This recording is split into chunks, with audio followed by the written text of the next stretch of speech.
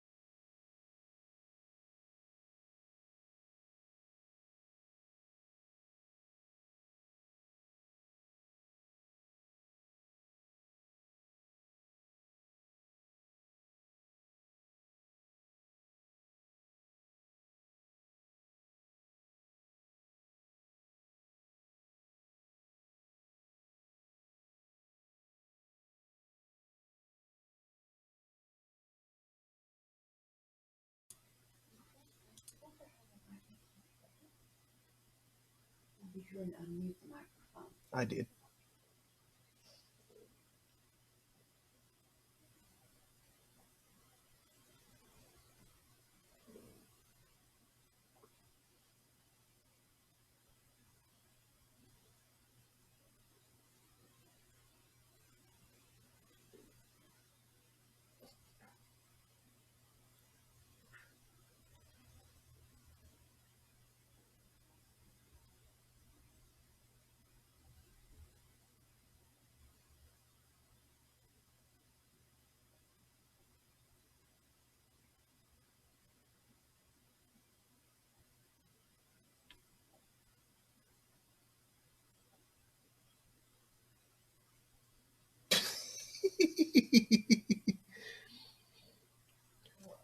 I'm still looking at the cards while waiting for APR to send the alert to notice that I'm on.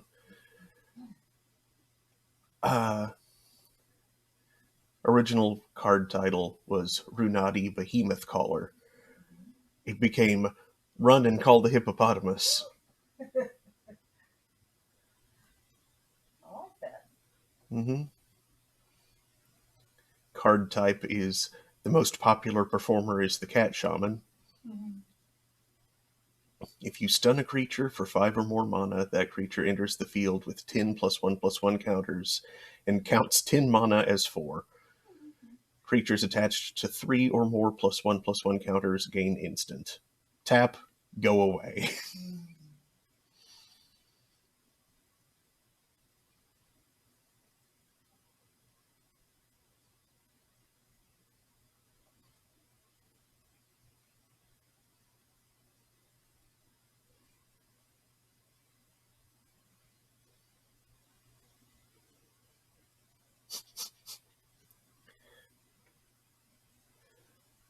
Obsidian Fireheart became Light the Heart.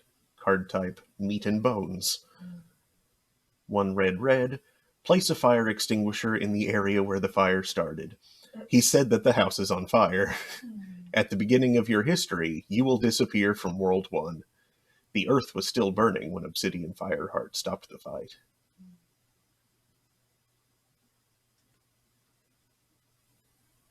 It was on fire when I got there.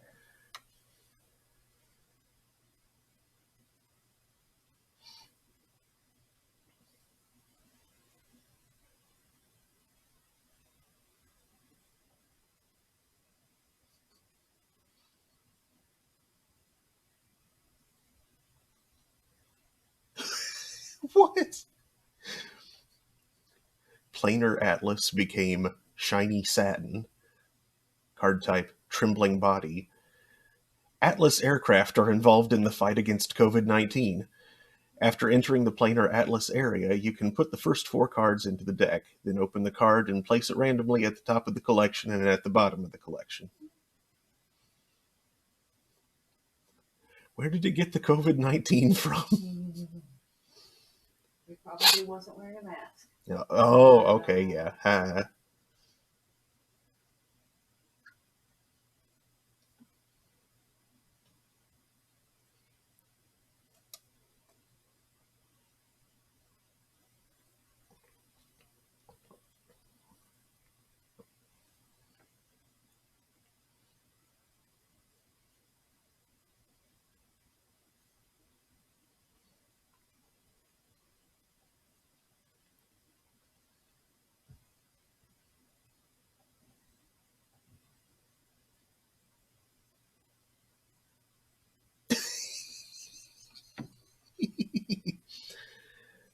Mild-mannered librarian became old school.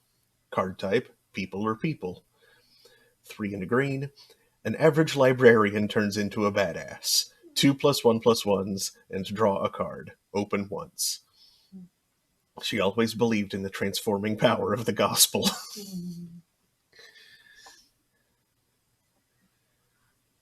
Well, librarians have Oh no. frequently turned into dominatrices, whatever, in Penthouse Forum and stuff like that.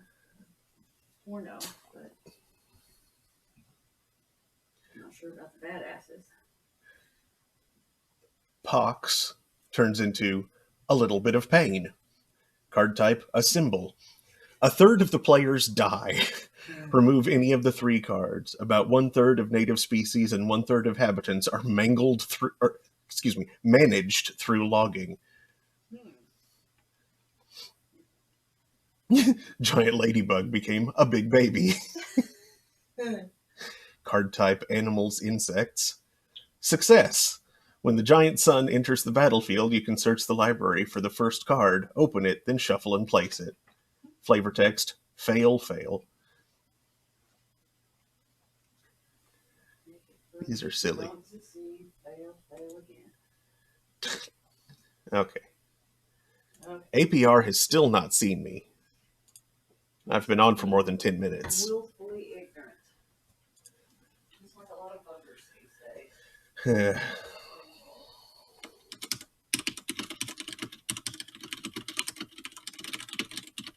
everybody on Truth Social and Gab and Parlor and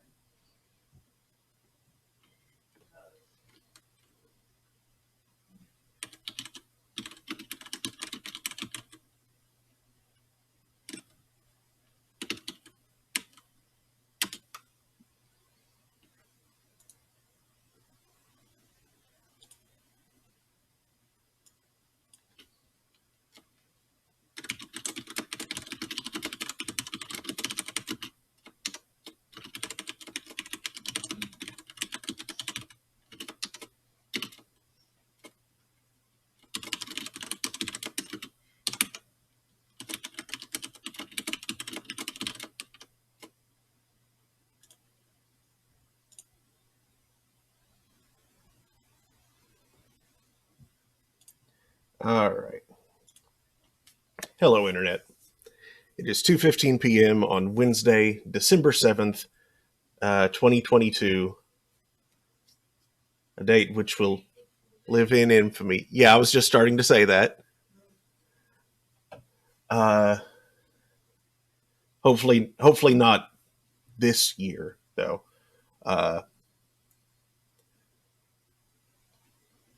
Anyway, I'm your host, Mark Amsry, DJ Amstrack, and I'm holding court here on the Throne of Games. Today I'm going to be continuing Shadowrun, not Dragonfall, Hong Kong. Dragonfall was the last one. Shadowrun Hong Kong. Started it on Monday, and it's pretty good so far. I'm liking it. So let's get back to it. We got set up in some kind of weird thing and are now we've been forced to go off the grid and need to become Shadowrunners to have a chance of survival, basically. So yeah, that's where we are now.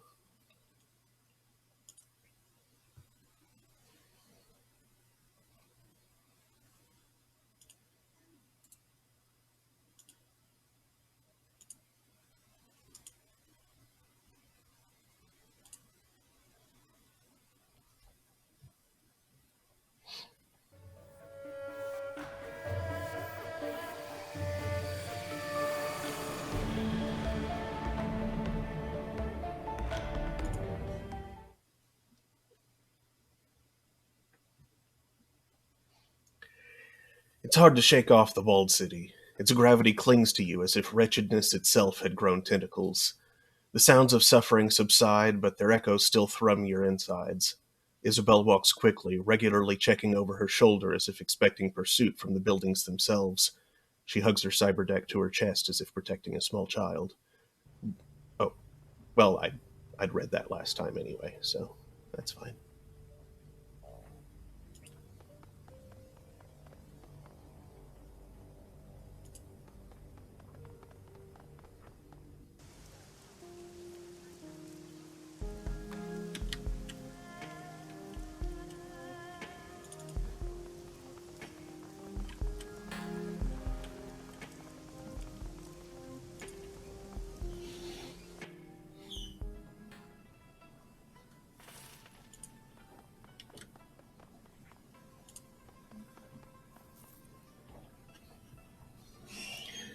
Kindly's place reeks of stale cigar smoke and fresh urine.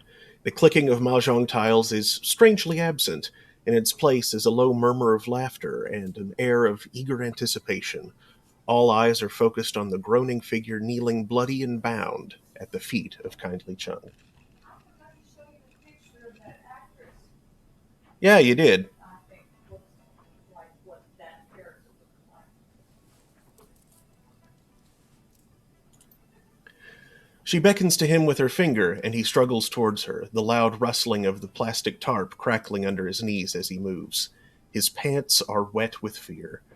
An acetylene torch lies on the table at Chung's right hand. Kindly Chung ignores the scene. She behaves as if all is right with the world. How did you sleep, my little ones?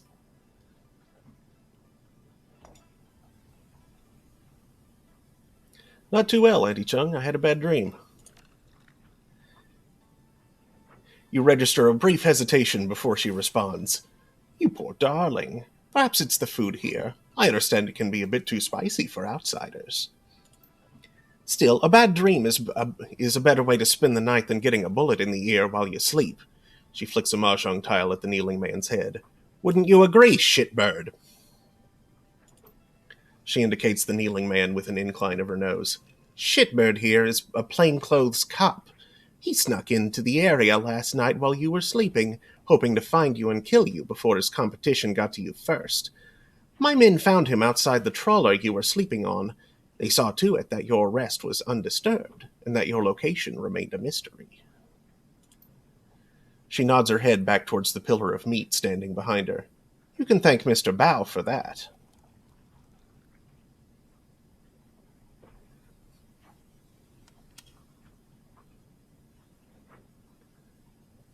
Nod at Strangler Bao. Bao inclines his head, 1/4 of an inch. She addresses the bloody man on his knees. Now, shitbird, tell my friends here what you told me. I don't know anything, I swear. We just got the orders last night. He pushes his head towards you and Wu from the floor, struggling to keep his balance. Somebody high up wants these two dead. The whole department is on it. I don't know anything else. Someone from high up. The old woman lifts her foot, taps his chin with the toe of her shoe. How high? The cop looks up at her, looks around at the room filled with triad soldiers. One of them opens his coat and shows the cop something inside. He closes it slowly and winks. The cop drops his head to his chest. All the way up. It's someone on the council. Someone on the executive council wants these two dead. Chung spits on him with a sneer. Screw your ancestors to the 18th generation. Give me the truth. The cop wears the spittle. He never lifts his head. It's the truth, madam. I swear it. Whoever it was labeled them as terrorists. Were to terminate with extreme prejudice. Kindly Chung shuffles closer to the kneeling cop, reaches down and strokes his head with her hand. Then she slowly digs her fingers into his scalp. She pulls back hard until his chin points high. The triad boss leans in close and searches his eyes with her own.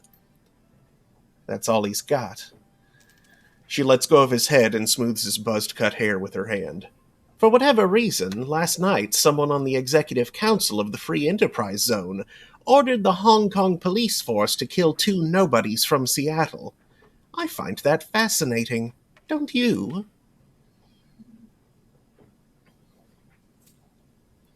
Yes, but why the need to label us international terrorists? She strokes the policeman's cheek with the back of her hand. Her rusty voice becomes sweet as she explains the ways of the world. Propriety, my darling. When the government has someone gunned down, they prefer to make it appear justified. The people feel safer when their murders feel like part of civilization. My, but you have definitely fallen into the deep end of the pool. Seattle isn't like Hong Kong. There, the megacorps control the government. Here, the corps are the government. The exec council is chosen by the corporate board of governors. They're basically the legislative and executive branches of the Hong Kong government in one tiny package. 8 people call all the shots. Neat and efficient. Kindly Chung steps back from the cop and lights one of her thin black cigars. For the wage slaves and the civilian sheep, the corporations are a pantheon of gods who wield absolute power. She looks around the room. But not for us. The Triad woman takes a long pull from her cigar and taps her ash on the kneeling cop's head. Who else knows about my guest's visit to Hayoy, shitbird? No one, madam. I hadn't called it in yet. I wanted the kill for myself. No one knows they're here. I swear it. She turns to her enforcer. Mr. Bao? Bao fiddles with the PDA in his meaty hands. He's telling the truth. No outgoing calls on his PDA. Very good. Thank you, Bao. She nods at the cop. Thank you for your honesty. In one smooth motion, Strangler Bao produces a silenced pistol, fires at once into the policeman's head, and replaces it in his jacket. His face never changes expression. I was wondering what we were going to do with him. Chung takes a drag on her cigar, indicates the body. He knew, my darling. He knew. She balances her cigar on her shot glass, picks up some mahjong tiles, and begins playing with them absently. It is clear our friend Raymond Black was up to something involving the walled city. Something having to do with prosperity. And this executive council member wanted Raymond dead for it. She stacks her tiles one by one. Click, clack. Now they want you dead for it too. Click. This plastic-faced man may show up on your door one day too. It may show up on your door one day too. She knocks the pile over and it clatters to the table loudly. I have a proposal for you, my sweets. A smile lights up her dead black eyes. Work for me. With Nightjar and Gutshot dead, I find myself with 2 job openings. Fill them. I have need of deniable assets here. Players unaffiliated with the Triads who can take care of some of the more unsavory business needs about town. You've proven yourselves resourceful, and you have no existing connections here. That can be a positive in this line of work.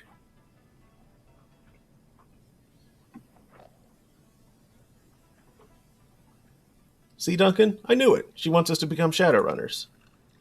Yep, you saw that coming.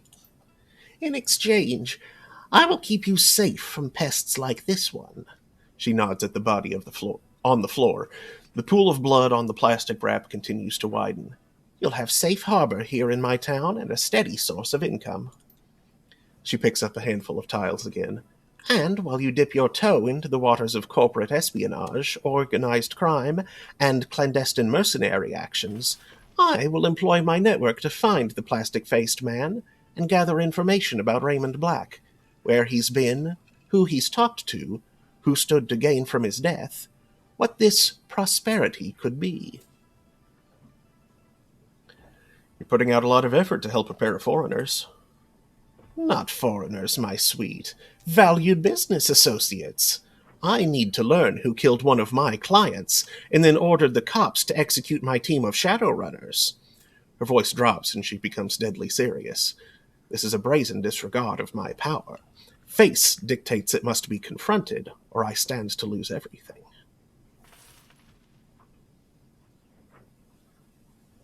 How would the arrangement work? I find the right jobs for people with your talents. You do what our clients cannot do for themselves. I take a finder's fee and a small percentage of your earnings. You make a lot of new yen very quickly. It's all very civilized. She leans in. Work with me. Allow me to help you make money. Let my network work for you and help you find out what you've gotten yourselves into. Without my help, you won't last a day out there. You are completely out of your depth, I'm afraid.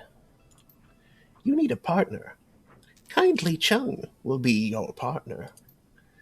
Wu's hands go to his hips. He drops his head and shakes it a little, amused. It was just like he said, Adol. Shadowrunners. Glad I had some time to think about it. Process. He grips the back of his neck, squeezes hard, rips his hand away. Ah, screw it. I'm not a cop anymore. That guy's dead. He nods. The decision's made. I'm in. What about you? Uh, da, da, da, da, da. I'm in too. I didn't have anything back home anyway. He looks at you and lets out a chuckle. Yeah, you might want to ask yourself why someday. Okay, I'm in, but this is a temporary situation for me. Raymond is alive. I'm sure of it. So I'll run the shadows as long as Auntie Chung keeps up her end of the bargain and helps us figure out what really happened to him. Then, I'm gonna find my father. Then it's done. Haoi is now open to you. She gestures to her lieutenant, who raises a finger to her ear and whispers into her sleeve. First order of business. Adol Mondegreen and Duncan Wu don't exist anymore. You'll need street names. Yeah, okay, I'll think of something. Gobbet rubs her cheek against her rats, a glint in her eye. I think we've already got you covered, Gun Show. She turns to Isabel. Fits, doesn't it? Indeed. I knew that was gonna stick. It has stuck. Gobbet, Isabel, we'll handle this the same way we did with all your previous work. She didn't say Nightjar. All the jobs I line up for you will be sent to your computer on the squat boat. She's pointing at you.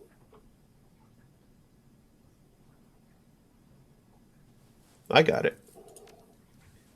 Why him? It's a simple process of elimination. She points to the little decker. Isabel isn't the leader type. You got that right. She moves her finger to the Ortgirl. As for Gobbet, let's just say Gobbet doesn't have a head for business. Not my thing. Then she rests her finger on Wu. And then there's Gun Show. She wiggles it. Jury's out on Mr. Gun Show. Meaning? Her response is direct, straightforward. Meaning there's a lot going on within that head of yours right now, and I'm not sure I can trust you.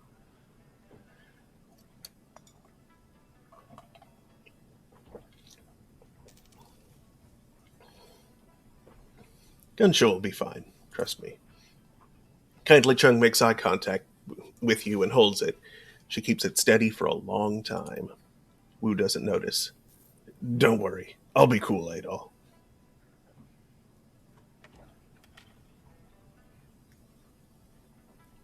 I had a handle back in the Barrens. Adol the Red. Guess it's time I dusted it off.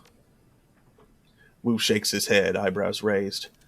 Gonna be weird calling you Adol the Red again. Haven't called you that since we were kids. Gobbet looks from Isabel to Wu to you. I guess this is our new crew. The rat on her shoulder scurries to the top of her head for a better view. Welcome to the shadows, Adol the Red.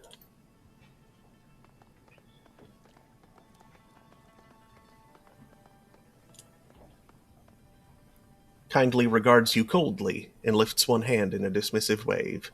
As much as I love your company, I have business to attend to. Clear the hell out of here and go get settled in.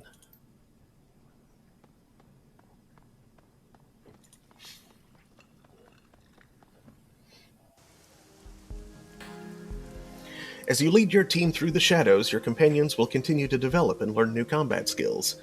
Clicking the icon in the lower right-hand corner of the screen will open the Crew Advancement menu. When this icon is highlighted, one or more of your companions is eligible to learn a new combat skill. At each advancement level, you may choose one of two possible combat skills for each of your runners. Choose wisely.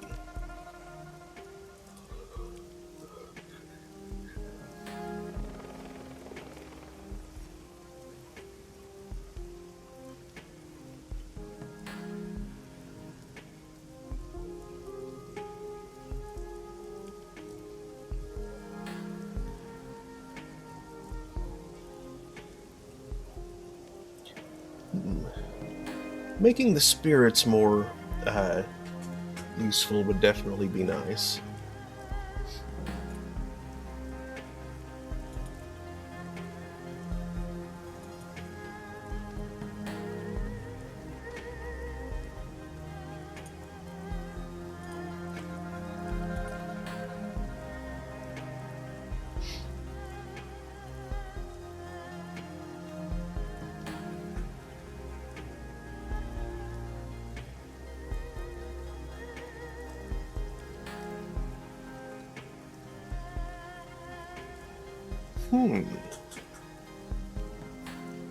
2 AP damage. That's nice.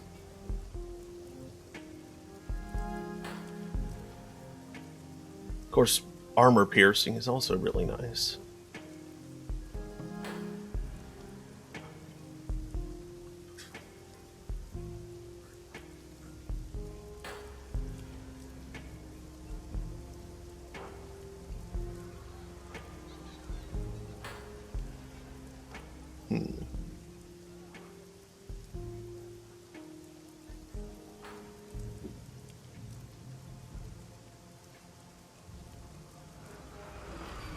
Yeah, let's go for the non-lethal.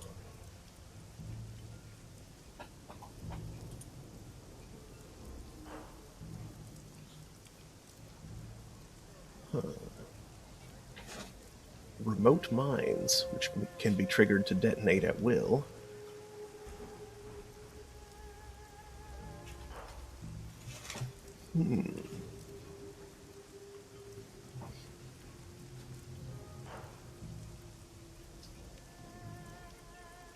Yeah, let's go with the program.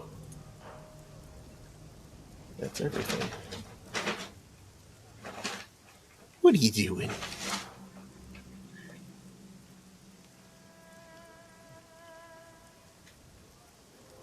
Teddy's playing with a paper bag.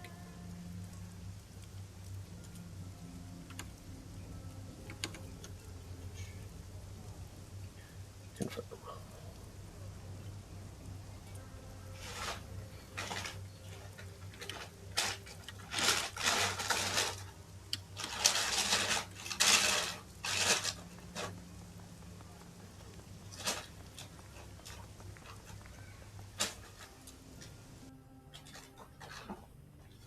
Hatch.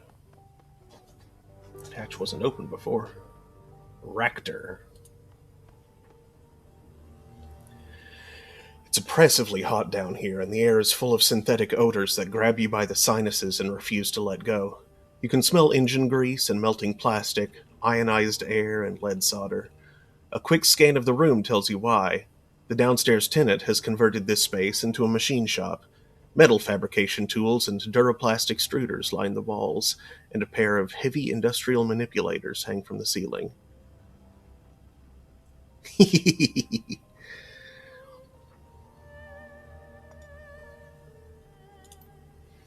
A man in a black trench coat stands with his back to you, staring at a monitor mounted above a sturdy workbench. He addresses you without turning. "Ah, I was wondering when I'd meet the new neighbor." His voice is pleasant, cultured. There's a hint of a Russian accent there, but it's buried under layers of nuance. "Please stay where you are. I'll be with you in just a moment. And unless you fancy an unplanned trip to Chrome Alley, don't touch anything. There are all manner of tools in here that could take your hand clean off." "Take your time. I won't touch anything." "Ah, you're very kind. Thank you." Try to see what's on the screen. The feed on the monitor looks like some sort of design software. You can see what appears to be a slim, spidery appendage in orthographic and perspective views. "Very good, yes, that's coming along nicely. Very nicely indeed." He turns toward you, smiling for the first time you can see his face. He has broadly handsome Slavic features and a chiseled jaw. His eyes are like flecks of ice. "Sorry to have kept you waiting, Mr. Mondegreen. Adol Mondegreen, good to meet you. And you as well. Now tell me, what can I do for..." His voice trails off as a flash of motion catches his eye. With alarming speed, a sinister-looking drone scuttles out from under the work table. Its movements are surprisingly agile and fluid. The machine rears back menacingly, spreading its forelegs in a clear sign of aggression. The man's smile tilts and his tone goes apologetic. "Please don't mind the drone. He can be territorial. But so long as you remain civil, he will not bite." He extends a hand. Simultaneously, the drone relaxes into a neutral position, lowering its killing legs. "Ractor. My mechanical counterpart here is called Koshche."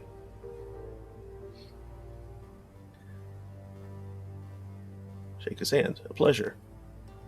His hand is rough and abnormally warm to the touch. He shakes your hand with a solid grip. I'm very pleased to meet you, my friend. In a community such as Heioi, it's important to be on good terms with one's neighbors.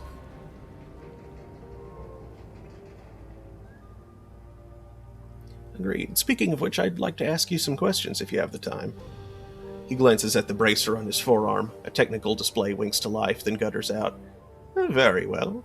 This morning's casting should still be cooling for a few minutes yet. That's time enough to talk.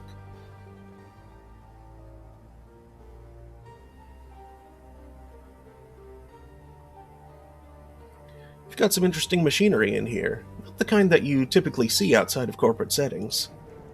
He smiles. The same could be said of many in Heioi, I'm sure. This is a smuggler's den, is it not? Our entire economy is based on people having things they shouldn't. Is there a particular device that interests you, out of curiosity?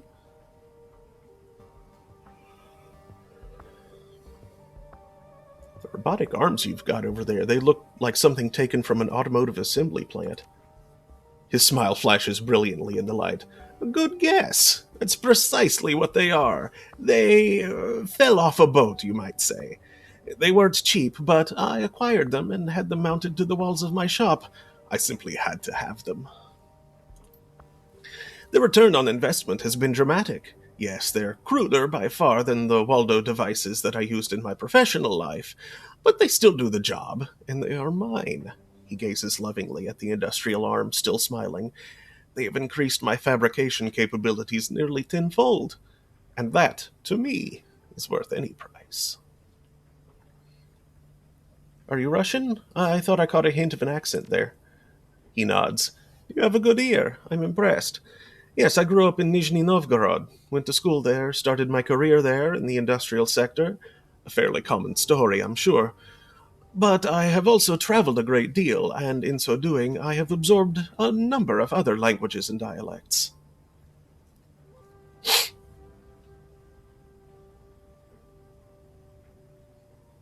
How many languages do you speak? Counting Russian and Cantonese? 15, he shrugs apologetically. It shames me to admit I'm only literate in 12, however.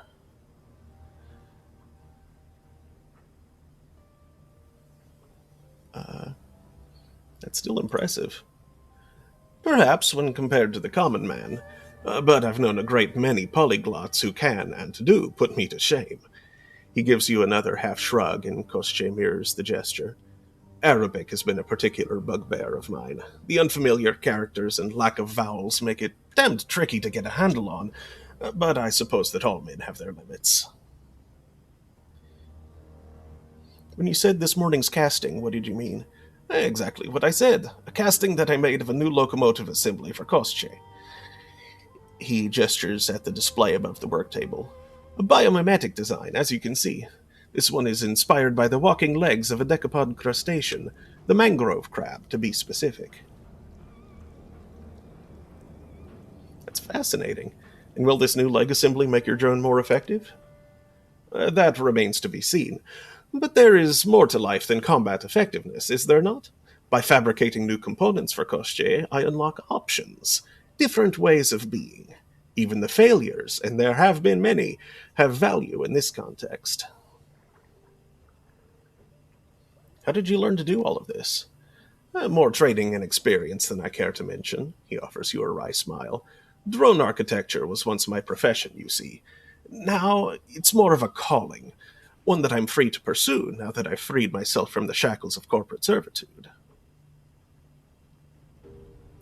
Kostya is an interesting name for a drone. Yes, I suppose that it is. Not many riggers would name their most prized possession after a villain from a fairy tale. A nod to my heritage, I suppose. What was the fairy tale about? A thoroughly unpleasant person. Kostya the Deathless, he was called, and for good reason. His soul was cleverly hidden outside of his body, and he could not be killed so long as it remained intact. Kostya was a villain and a notorious kidnapper of women, but something about him always stuck with me. I suppose it was the notion of immortality through cleverness that resonated. There was something to be learned from that, I was sure. And so, when it came time to name my beloved creation, His was the first name that came to mind. Is your drone deathless like its namesake? In a manner of speaking, I suppose that he is. I have redundant copies of every piece of his architecture, and his core programming is stored on disk in a secret location. Should he ever suffer critical damage, I can easily bring him back. I had a plan once to automate the self-repair process. I must confess it was really quite ingenious, but alas, my research was lost. One day I will reclaim it, and Koschei will become as deathless as the stories claim. But it will not be today. Said that you used to work for a corp. Whose payroll were you on? That is something of a sore subject. My departure was involuntary, you see. I did not part ways with my employer under the best of terms. I will tell you that I worked for Grecian Aviacor, but you'll forgive me if I don't want to go into detail. Keeping all of this machinery running can't be cheap. How can you afford it? Freelance. At the risk of sounding immodest, I've commodified myself rather well. There are always corporations in need of design consultations. You'd be surprised by how lucrative such work can be, and there is always other work that I can turn to in a pinch. Said that you did other work besides consulting. Care to tell me what kind?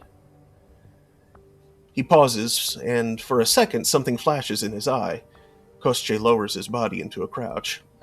A rather personal question, wouldn't you say? Sorry, I didn't mean to pry. No, it's all right. After all, it was my throwaway comment that led you down this path. I cannot fault you for following it. Truth be told, I don't feel especially comfortable discussing my side work with relative strangers. Suffice it to say that my freelance activities often fall on the illicit end of the spectrum.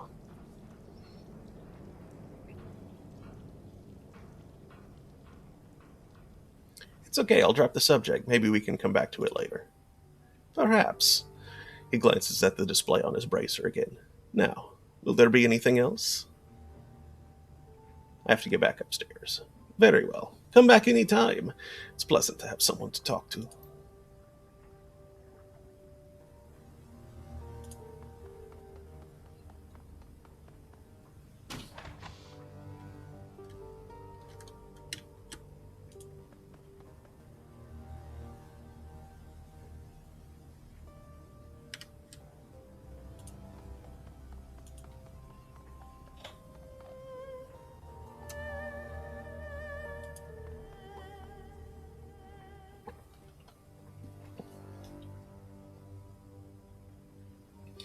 Your workstation and mission computer.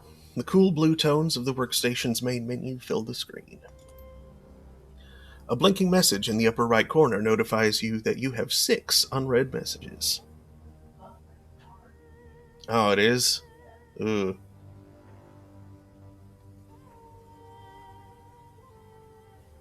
I wonder...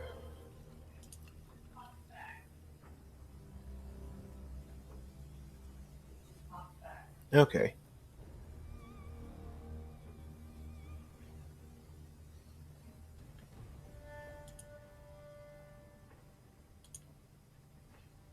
But it didn't pick up where it left off. It just jumped right to current. Yeah. Well, worst case, the recording will come out fine, still.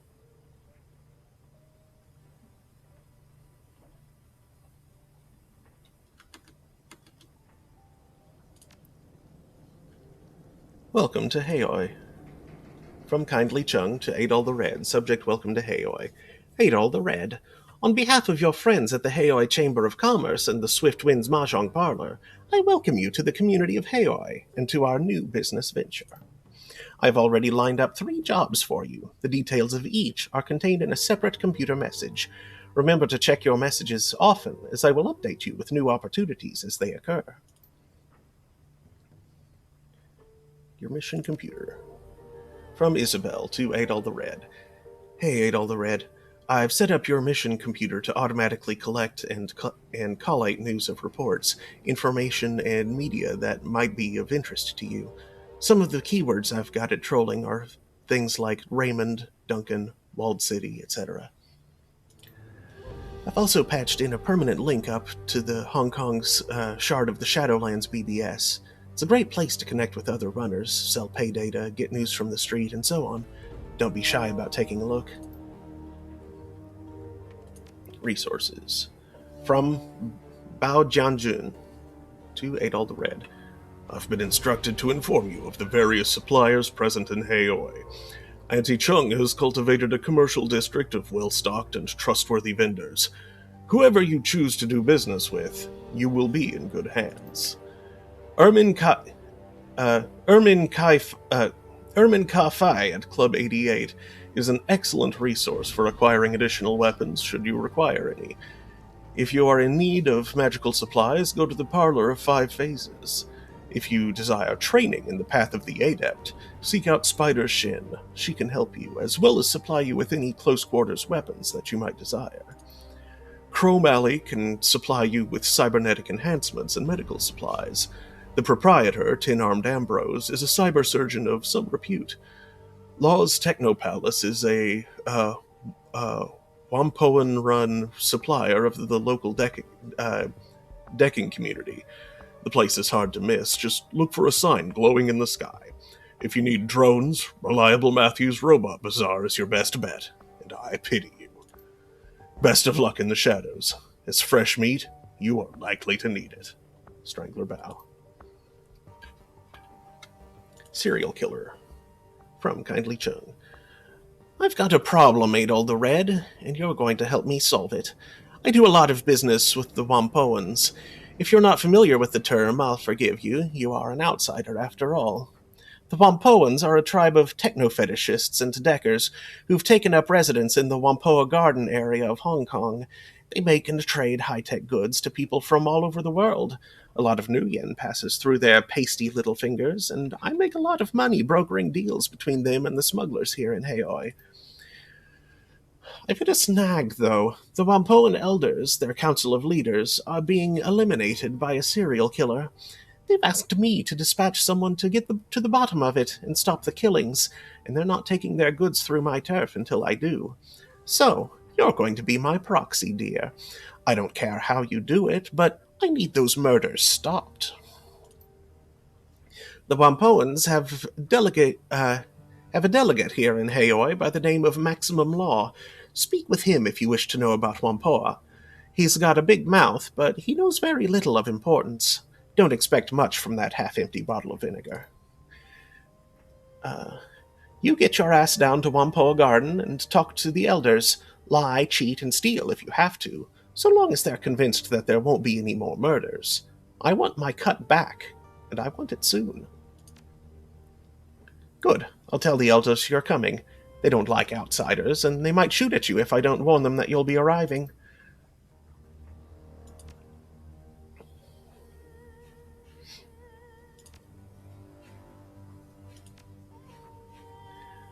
Artifact Liberation. Welcome to the Shadows, Adol the Red.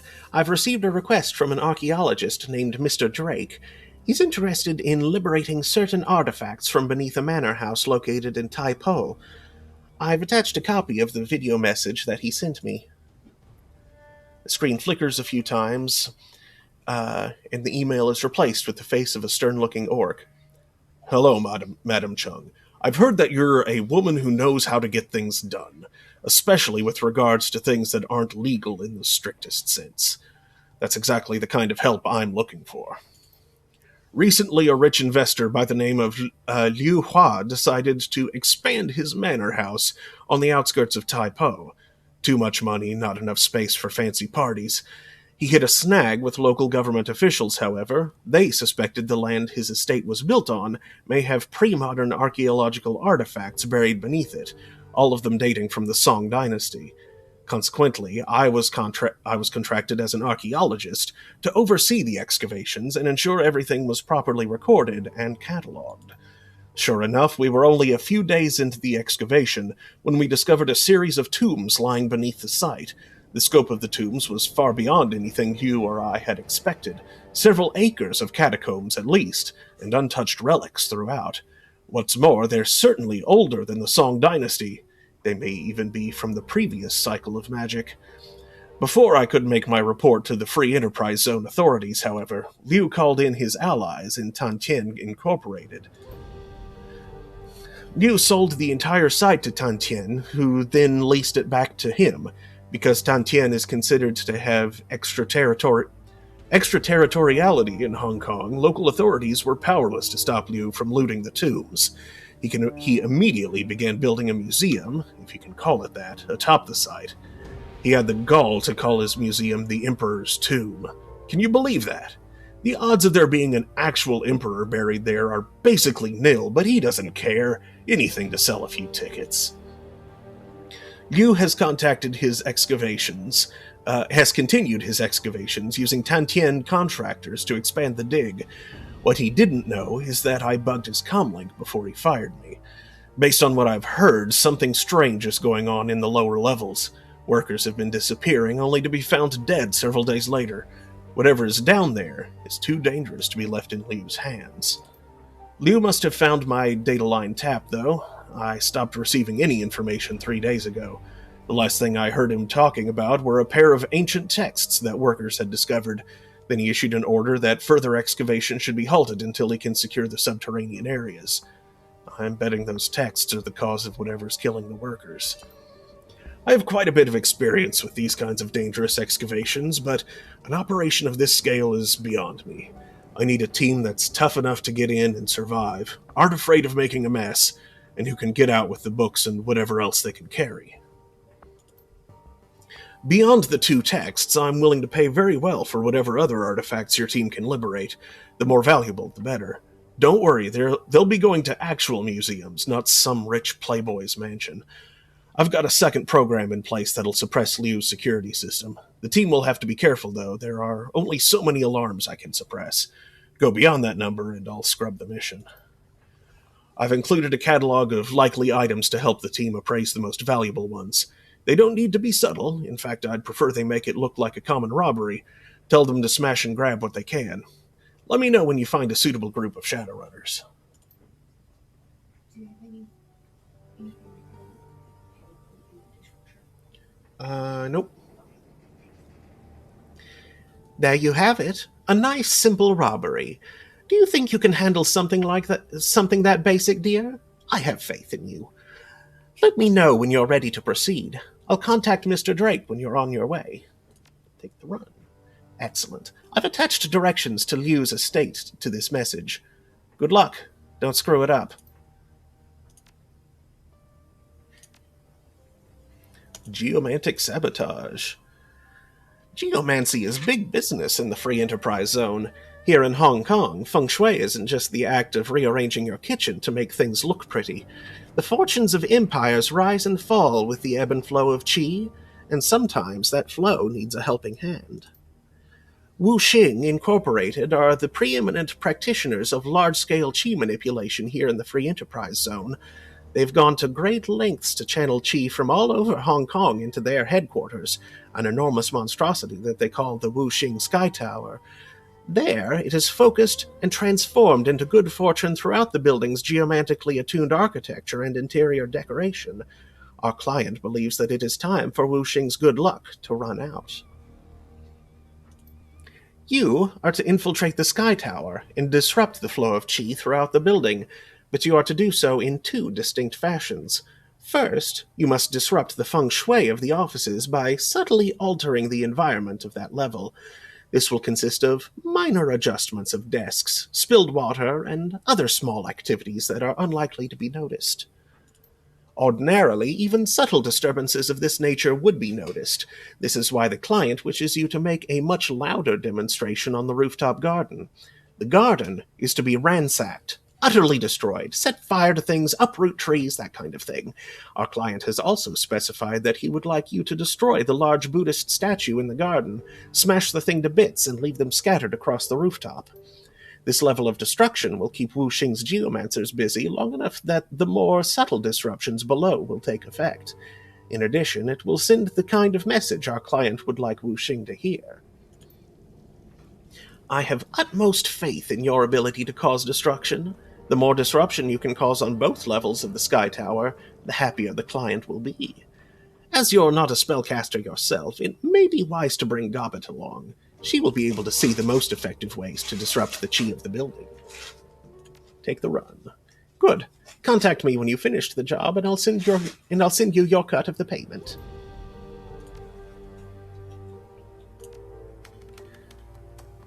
Let's see. Welcome to Shadowland.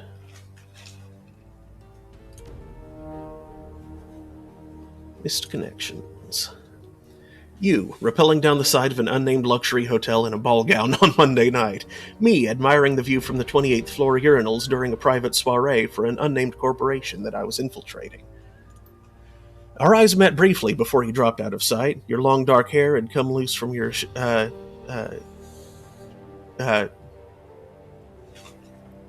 chignon,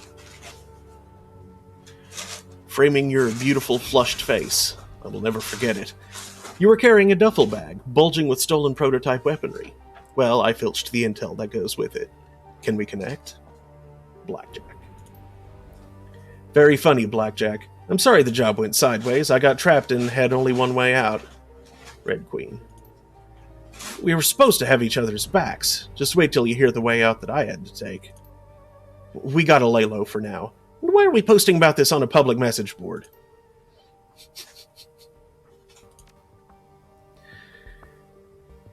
Been hearing some buzz about some mainlander terrorists that showed up in Victoria Harbor and had a shootout with the HKPF the other day. Anyone heard anything on that? Dongjiang. Ming Pao said there were 4 of them that got away. 1 human, 2 orcs, and a dwarf. A troll, an elf, and a human were all killed on the scene. Word is that they're members of the White Star out of Henan, coming here to start trouble against the Executive Council. Wharf rat. Looks like there's a 50,000 Nuyen reward for any information leading to their capture. The HKPF seems pretty nervous about letting these bastards walk freely around the streets. Heaven shot. You think they'd actually pay out to somebody like us? Not a chance. You walk in there to claim the reward, you're getting thrown in a hole with them. The HKPF doesn't keep promises to the sinless. Freedom Cowboy. Couldn't hurt to try. Why do you have to be such a downer? Heaven shot. Because I know the police. They're all dirty, they're only in it to protect their paychecks, and they don't give a damn about anybody else. Believe me, I'm just looking out for your best interests. Freedom Cowboy. Like you and your triad looked out for my brother. You know he's still paying for his reconstructive surgery, you bastard? Dongjiang. If a man wants to keep his teeth, he should pay what he owes rather than pull a gun on me. Simple as that. Freedom Cowboy. Poetry Slam. Ladies and gentlemen, poets and Shadowrunners, welcome to the first annual Shadowland Poetry Slam. There are no rules, and there are also no prizes, except bragging rights. With no further ado, let the versification begin. Matrix Bard. How long do you think we can keep this going before the trolls show up or a sysadmin shuts us down? Jivebert. Why would they shut us down? It's a free board. We can be poetic if we want to. Tennyson. Just trust me, it happens. For some reason, these things always draw the worst sort of attention. Jivebert. Are you going to give us a poem, or are you going to stand around complaining about why you can't? Matrix Bard. All right, I've got one. Wait for it. Jivebert. Synth muscles, smart links, neural boosters, cyber limbs, all fall to grenades. Jivebert. A little musing on the transience of life in the shadows. Very nice, sir. When the long shadows fall on Hong Kong, neon lights pierce the coming night. Tread with me the velvet blackness, let no lamp shine on our deeds. Tennyson.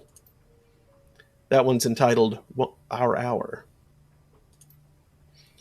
That might have just been the most pompous thing I've ever read. Try this on for size. Lasers are red, shadows are black, with mad on the street, you best watch your back. Now you're mad. My poem wasn't pompous, you uncultivated rube. It was an homage to Wang Wei, the famous Tang Dynasty master of the Jueju form of poetry. It's traditional, unlike that ridiculous limerick that you posted. That wasn't a limerick. Now, I don't think you have to take the word slam quite so literally, Matrix Bard. Hey, you people know the rules. Poetry slams have been out of bounds on this BBS since the Laughing Man debacle of 55. If you want to sling your fancy words, do it on a different forum. I'm shutting this thread down, Sysop. Told you, Jivebird. I've got a courier job next week that's supposed to take me into the walled city. I'm from Kuala Lumpur, and I've never been to Hong Kong, but I hear that place is dangerous as hell. Is there anything I should know? Hantu Raya. Oh, you've got nothing to worry about. It's just a low-cost housing development full of hard-working people. Here, take a look at this news report, Freedom Cowboy. A short clip begins playing. This is Sunny Chung with Horizon News. On today's Sunny Side Up, the Kowloon Walled City, a blight on the free enterprise zone, or low-cost housing for the economically disadvantaged. We'll introduce you to some of the hard-working residents, how they live, and how they contribute to the growth and prosperity of our city. A montage sequence begins, showcasing the destitute poor of the walled city going about their daily lives. The shots have been carefully chosen, showing only smiling and productive residents, a stark contrast to your own experience inside it. Many residents of Hong Kong regard the walled city as a place of no return. To outsiders, it's the last stop on a long road to homelessness. Rumors abound of feral ghouls, unsafe living conditions, and triad extortion. Yet when we went there, the reality was far different. What we saw will shock you. Citizens of Hong Kong working and living just like the rest of us. Their apartments are smaller, and their shops more modest, but the people who live here wouldn't be out of place anywhere in the FEZ. Citizens like shoemaker Chow Sang Tsui. The scene cuts to an elderly man in a closet-sized stall filled with shoemaking equipment. He smiles broadly at the camera. Oh, I love it here. We have a community, you know. We're like family. Maybe we don't have as nice a view as they do in Repulse Bay, but I can't imagine living anywhere else. It's not paradise, no, but it's my home. I grew up here. How could I possibly leave? The camera shifts back to Sunny Chung, who now stands in front of one of the entrances to the walled city. Contrary to popular opinion, the walled city serves a vital function. The poor and downtrodden find a home in the walled city, a community where they have a voice, can work, and even prosper, far from being the eyesore that... The video suddenly stutters, freezes, and ends. Okay, I've decided to cut the rest of that crap. She keeps going on about what a good place the walled city is and how we all need it. Don't buy any of it. It may not be hell, but you can see it from there. Freedom Cowboy's just trying to get you in trouble. Isabel. So, how do you know the real story? Because I grew up there. You know what it's really like? It's eating old broth made from rat bones because there's nothing else. It's watching your neighbors sell their 5-year-old son to organ leggers so they don't starve to death. When you die in the walled city, your neighbors cheer because they'll get the clothes off your back. I wouldn't wish the walled city on my worst enemy.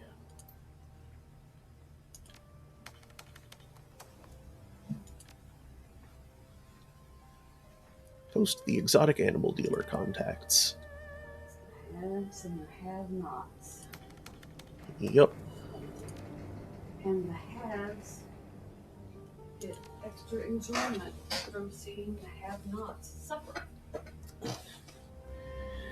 It's not enough. It doesn't satisfy them that they're the haves. And that they're the have the most. Abject pain, suffering. Wu's cabin appears to be the only clean spot on the bolt hole. His equipment is neatly laid out on his bedding, grouped by type, arranged just so. He's currently in the process of cleaning his weapon with meticulous care. Well, that's that, I guess. We're runners now. Yep, think it's time to catch up? Could be. He stops for a moment, stares at the weapon in his hand. That's why I'm maintaining my equipment. It helps me focus my brain, work through stuff. He sighs, lowers the rifle.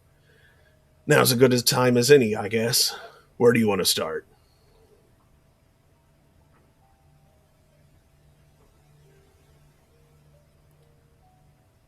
I want to talk about Raymond. Okay, shoot. Did he say anything about me after I left? You know Raymond, Adol. He taught us what he wanted to teach us, told us what he wanted us to know.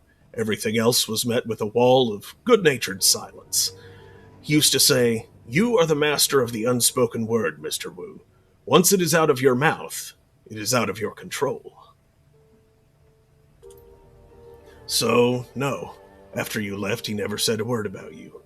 Not a word. What do you think's going on with him? I don't know, Adol.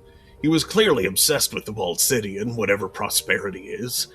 He sounds like a sleepwalker trying to stumble his way through a dream or something. A sleepwalker who hires Shadowrunners. Whatever he was doing, he knew it would be dangerous. Raymond was smart. Smart as hell. If he thought he needed runners to take him into that place, he needed them. Why do you think he came to Hong Kong? Well, he's from here, right? Sounds like he had unfinished business that he needed to take care of before. You think he's dying? I don't know. Yeah, me either. Just something to think about. Let's talk about something else. Let's talk about being Shadowrunners. What's there to say? I worked my ass off to pull myself out of the gutter and make something of my life. I did what it took to earn my bronze, and now I'm a mercenary hiding in the shadows of a foreign country, doing dirty jobs that the corps need to keep off the books. It's the reverse of everything I ever wanted. You seem to be taking it pretty damn well, so let me ask you something. You said that you had nothing back home, and that's why you were cool with becoming a runner. Was that true? You know it's true. When I got out of that prison, I had nothing. I still have nothing. That's bleak. Seriously bleak. We really went in different directions, Adol. You to jail, and me to Lone Star. Well, I get that you've got nothing back home, but this is all about Raymond for me. I need to understand what happened to him, and who's responsible. I need justice. What's your opinion of Kindly Chung? I say she's got us right where she wants us, right under her thumb. What do you want to talk about specifically? What do you think she wants from us? As long as her network keeps delivering information about Raymond, I don't care. At least for now. We need to stay with her. We have no other connections in Hong Kong. Without her, we're dead in the water. You think we can trust her? Triad boss and underground fixer? No, I don't think we can trust her. But as long as we all share the same goals, we should be okay. Makes sense. As long as we serve her interests, she doesn't have a reason to screw us over. Exactly. It's simple. She provides jobs, we do jobs. She gets info about Raymond and that plastic-faced man, and we figure out what the hell is going on. We figure out what's going on, she doesn't end up in the trunk of a car at the bottom of the river. Everybody wins. What about this plastic-faced man? Creepy dudes are nothing new to me. Even well-dressed, creepy corporate dudes. Between the gangers we grew up with and the shit that I've run into as a cop, I've seen all kinds. I just want to know who he is and who he works for.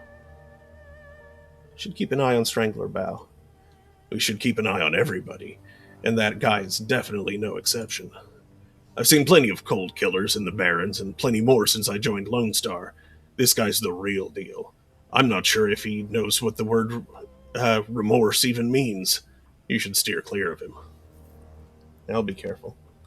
Uh-huh, I can see that. Let's talk about something else. Let's talk about Gobbett and Isabel. They seem competent considering how young they are, but then again, they sound like they've been taking care of themselves since they were pretty young. The three of us worked together well in the Bald City. Based on that, I'd bet the four of us would make a solid crew. Do you trust them? As far as I trust any rudder, yeah.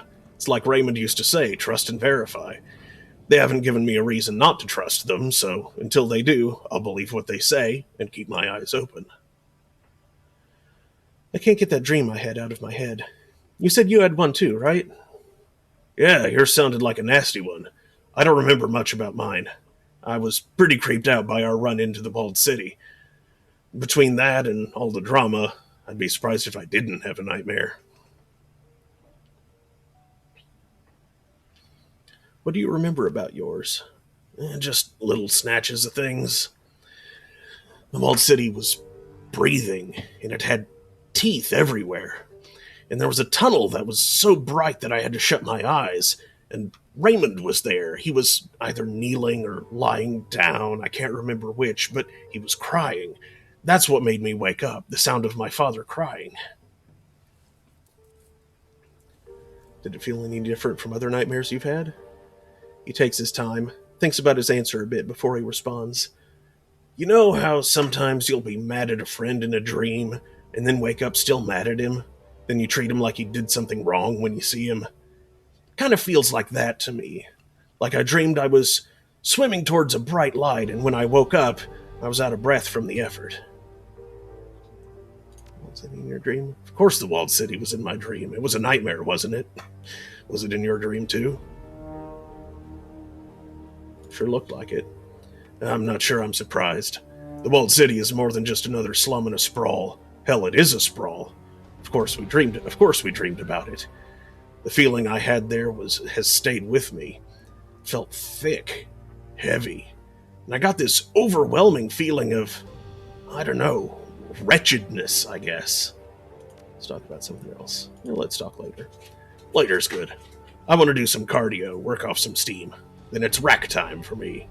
You should do the same, Adol. A couple 100 push-ups would do you good.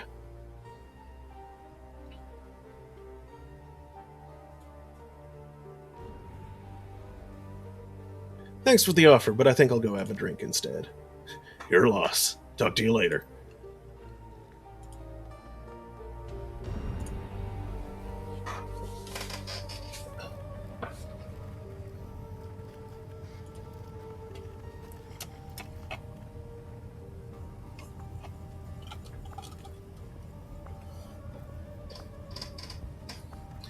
Isabel's cabin is an exercise in controlled chaos. Her living space is utterly dominated by an enormous jury-rigged computer. Serpentine cables snake from component to component, tying dozens of obsolete terminals and cyberdecks together into a single, colossal machine. This is my personal machine. If you're looking for your mission computer, it's downstairs. She doesn't bother looking up. You can see that she's elbow-deep in the guts of an obsolete cyberdeck, one of half a dozen that have been wired into her computer with braided cables. Actually, I was hoping to talk to you. Got a second? There's a long pause. Then she chirps out a response. We're talking now, aren't we?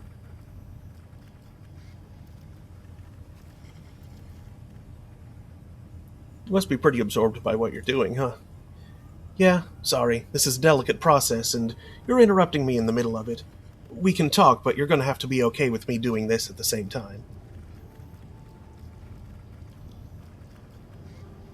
Should I come back another time? No, it's fine. I can multitask. I mean, if this bothers you, you can try coming back later, but I'll probably still be working. From behind, you see her shoulders lift into a shrug. Your choice. Let me ask you a few questions, then. She leans in, scrutinizing the innards of the obsolete deck. Go ahead. I'm not stopping you. Have you been having weird dreams recently? Her body goes still. Yes, I think that everybody has. Me too. I've been having horrible nightmares. I know. It happens more often than you'd think. She tilts her head in the direction of the walled city. This kind of mass psychosis was common where I grew up. Everybody got it.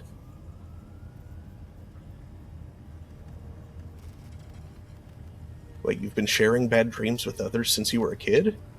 She nods.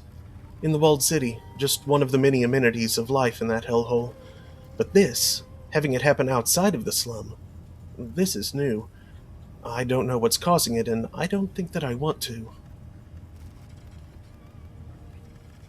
It's quite a machine you're working on. Care to tell me about it? She's my pet project. I call her the Octopus. She waves a hand at the tangle of thick power cables that radiate out from the machine's central core. You might be able to guess why. Impressive work. How well does it perform? She's a monster. She yanks a fried chip from the deck's motherboard and neatly sets it aside, then fumbles in a nearby bin for a replacement. An absolute beast. What's this thing made of? Whatever I could find. Busted terminals, obsolete cyberdecks, aftermarket memory from Maximum Law's dumpster. Scavengers would kill for this stuff in the walled city, but out here, people throw it away. She chuckles to herself as she eases a card into an empty expansion slot. Most deckers are early adopters. They buy whatever's newest, shell out huge amounts of new yen in hopes of riding the bleeding edge. Stupid. Why? Because I can have 5 of last year's model for a quarter of the price of that whiz-new cyber deck, and after I've finished daisy-chaining them together, the machine that I've built will run circles around your hot new deck. Yeah, and you'll need a flatbed truck to carry it. Do we look like we're hurting for space to you? She rummages in a bin to her left and pulls out a stick of solid-state memory. It disappears into the deck that she's working on. I've got a whole boat to work with, your cabin included if I told Gobbet I needed it. Be my guest, I wouldn't mind. A long pause. Huh. Well, I was joking, but if you're really okay with it, I might someday. We'll see.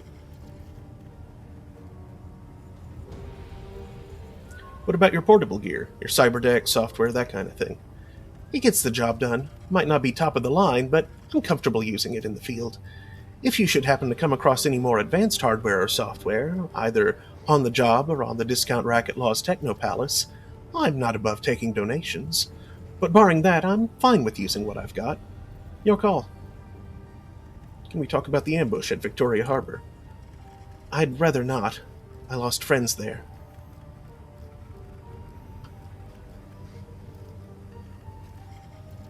Sorry, I didn't mean to pry. You don't have to apologize. Just change the subject. She returns her attention to the octopus, turning her back on you. I'd like to get to know you better. Tell me something about yourself. Something? She pauses for a moment. Okay. I don't like small talk. Does that count? Okabon, you have to give me more than that. No, I don't. Look, it's nothing personal, but I'm not interested in talking about myself. I just don't think I'm a very interesting person. You don't like talking about things other than your computer very much, do you? There's a long pause before she responds. When she does, she sounds vaguely hurt. I prefer not to. Nothing personal, it's just the way that I am.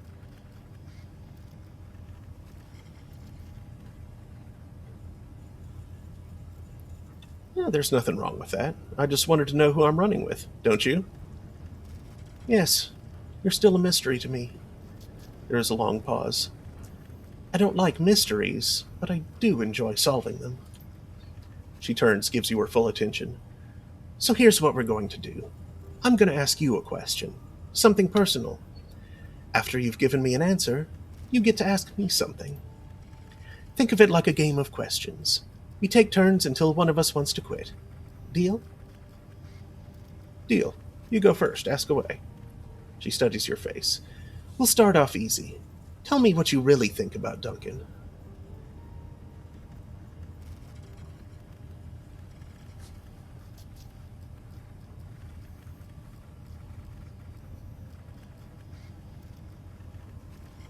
I love and respect the man. He's family. She cocks her head inquisitively. I've heard how you abandoned him back in Seattle. If that's love, you've got a funny way of showing it. Well, you've answered my question. I guess that makes it your turn.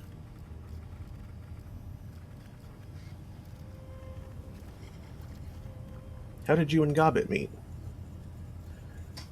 Her brow furrows, and after a moment she screws her eyes shut. We met as kids, in the walled city. My prison was her playground. You okay, Isabel? Of course I'm okay. I'm fine.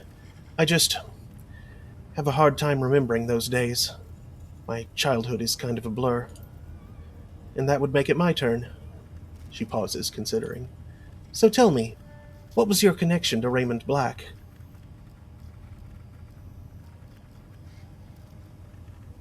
He was like a father to me and Duncan. He got us out of the Barrens. In that case, I'm sorry for your loss. Losing the ones that you love is hard. Your turn. Ask me a question, and I'll give you an answer. Where did you learn to deck? The Whampoa. I lived there for a while after escaping the walled city. The people there were difficult. We didn't get along, but it was a great place to learn. And that brings us back to my turn. She gestures at the cabin walls around you. You enjoy it, don't you? Living like this. Working the shadows.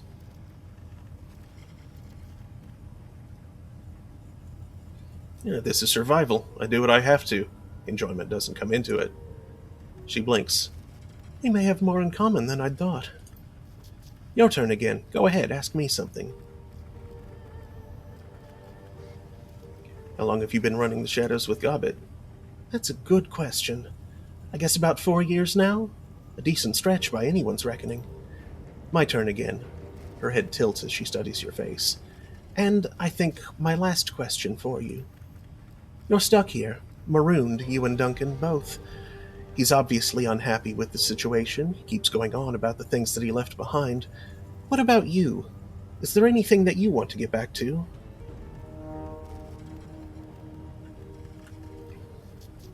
Nothing worth mentioning. Truth be told, I'm enjoying the change of scenery. Nothing? There isn't anything about your old life that you'll miss? I don't know whether to envy you or feel sorry for you. She glances down at the clock on her desk, an antique model with physical hands that looks like it was wrenched out of a submarine. A frown spreads across her face. Shit, it's even later than I thought, and I've still got a long way to go before the octopus is fixed.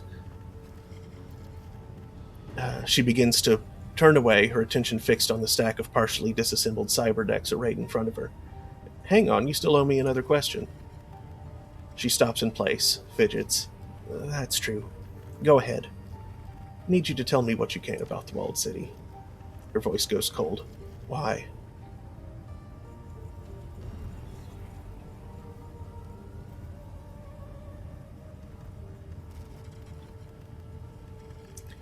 Because Raymond Black wanted to go in there, and somebody destroyed my life to keep him from doing that.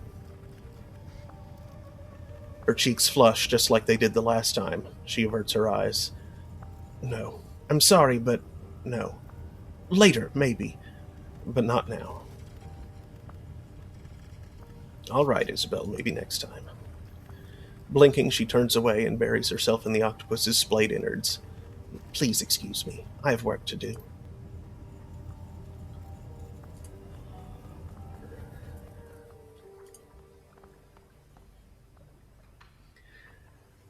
Gobbet's nest is pretty much what you'd expect. Piles of clothes on the ground, an overflowing garbage bin surrounded by stacks of instant noodle packets and towers of tinned oysters, avant-garde posters haphazardly thumbtacked to the walls, overlapping in some places and peeling in others. Feels a lot like an art school dorm room. Gobbet reclines in a corner, cradling a bowl of soup in her hands. At her feet, a cast-iron pot simmers away on an electric hot plate. The contents are typical Hong Kong comfort food: chicken-style soya broth, elbow macaroni, tinned ham, and a heaping scoop of egg-flavored mycoprotein.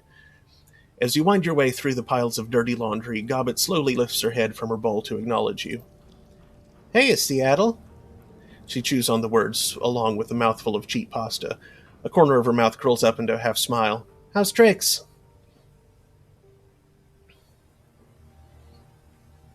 Things have been better, things have been worse. That's the attitude. Very stoic, very strong. It's downright inspiring. She skims an oily slab of faux ham off the top of her soup and pops it into her mouth. Now, you want to tell me what you're doing in my bedroom? I'm assuming you're not here to admire the view.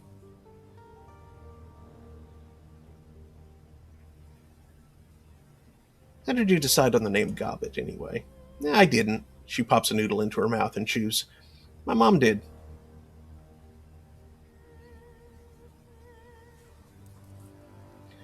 You aren't using a street name?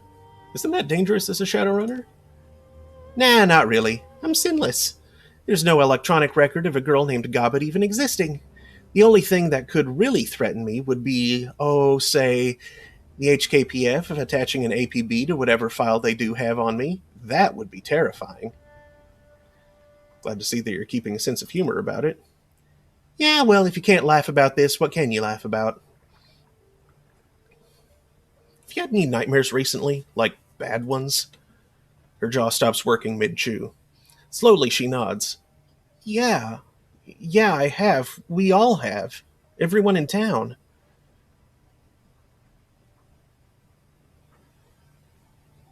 Me too, and Isabel. We both just had the same nightmare.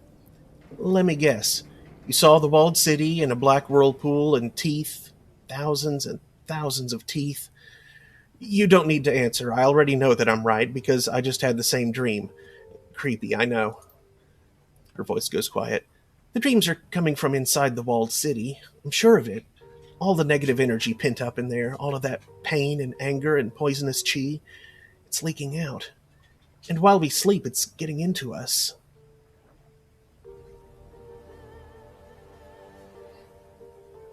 You think this is a magical phenomenon then? Yeah, I think it is. Want my personal opinion?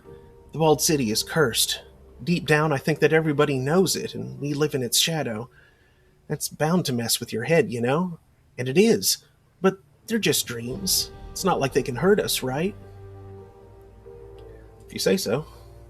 She tries on a smile, fails, does her best to laugh it off. Don't worry, Seattle. We're fine here. But, let's talk about something else, huh? I don't like thinking about the walled city very much. Too many old fears and bad feelings. If you're up to talking about it, I wanted to go over the ambush back on the docks with you. Yeah, she nods slowly, frowning. Yeah, I figured you would. That was a hell of a thing, right? You could say that. It was awful. Nightjar and Gutshot were two of the strongest men I've ever known. Quality Shadowrunners, both of them. I've watched those two fight through situations that'd kill anyone and come out on top. And how did they go out? She mimes holding a rifle, makes a show of peering down the scope. Bang, bang, dead, dead. No blaze of glory, no final speech, just extinguished. Smashed like bugs.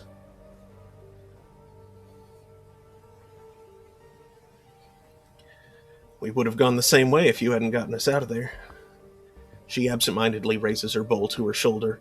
A rat crawls over the slope of her back and lowers its head to lap at the broth. Aw. It was more rat than me. She's the one who grabbed me by the gut and led us to that sewer entrance. All that I did was follow.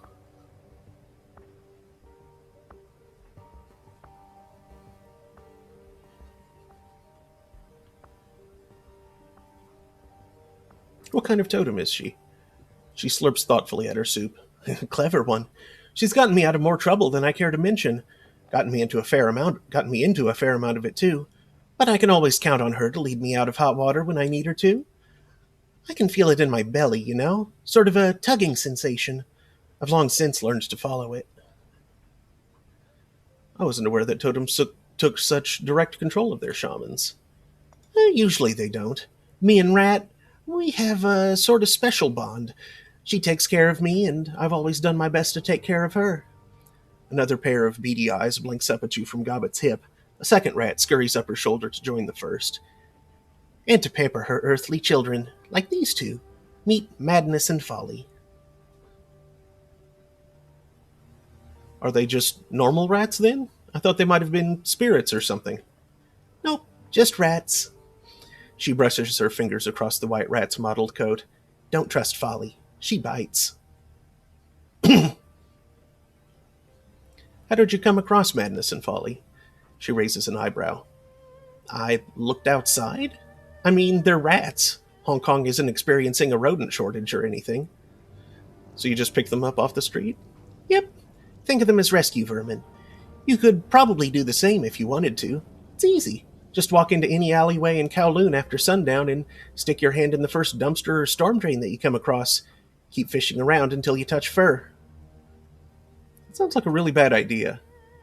Yeah, in retrospect it might have been. She continues to brush Folly's coat. Creature chirps happily at her touch.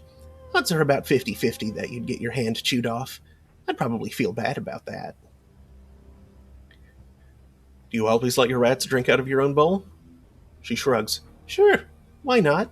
We're all part of the same nest. Makes as much sense as anything else, I guess. Of course it does. Besides which, I get shot at for a living. I've got bigger things to do than worry about a few stray hairs in my noodles. You seem pretty comfortable with all of this. Been running the shadows for a while? She dips her chin. A long time. Started when I was just a kid. You're still a kid now, Gobbet. What are you, 19? She rolls her shoulders, shrugs. Something like that. Your guess is as good as mine. Doesn't change the fact that I've been doing this for years, and you started yesterday. Matter of fact, Seattle, I think I'm going to make a project of you. Take you under my wing, so to speak. You need a wizened mentor. Might as well be me. You aren't wizened, Gobbet. Back in Seattle, you couldn't even order a drink without a fake ID. She smirks. Good thing we're not in Seattle, then. But my point is still valid. You need to learn the basics, and I'm offering. Starting the next time you visit, I'm going to teach you all about being a Shadowrunner. You're going to benefit from my bountiful experience. Wait and see. I'll be looking forward to it. Gobbet stretches, stifles a yawn. Her rats scurry from her shoulders down to her hips. She taps the simmering pot on the floor with her boot. The soup inside is reduced down into a thick, viscous gravy. You know, Seattle, this has been a nice chat and all, but it's getting late. I still have the rest of a hot pot to power through. So, without wanting this to get awkward, she glances toward the door. Say no more. I'll get out of your hair. Take it easy, Gobbet. Yeah, you too.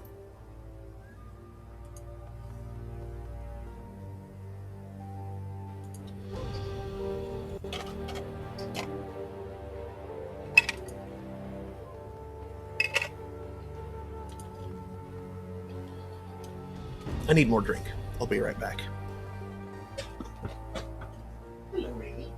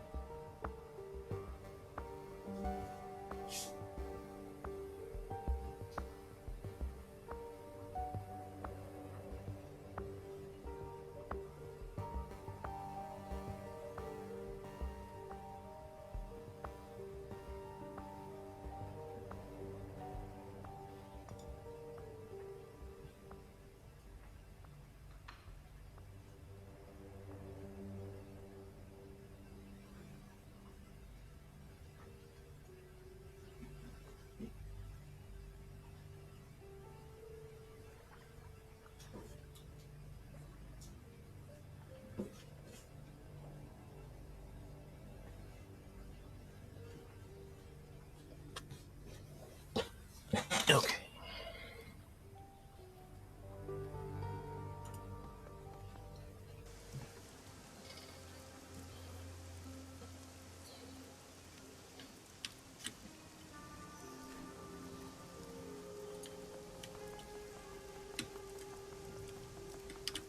Oh, that is a door there. Some other people. As you approach the small landing, you see 3 men, 2 elders and a younger man, hunched over a go board. The juxtaposition of the 2 white-haired, white-bearded men and the black-haired man is almost comical. Together, the 3 resemble the small black and white stones of their game. Despite the variety of ambient distractions, the 3 men remain acutely focused on the game. One of the elders, a round-faced man with a beatific smile. That word always throws me off. I feel like it should be beatific, but I don't know. Hey, Remy.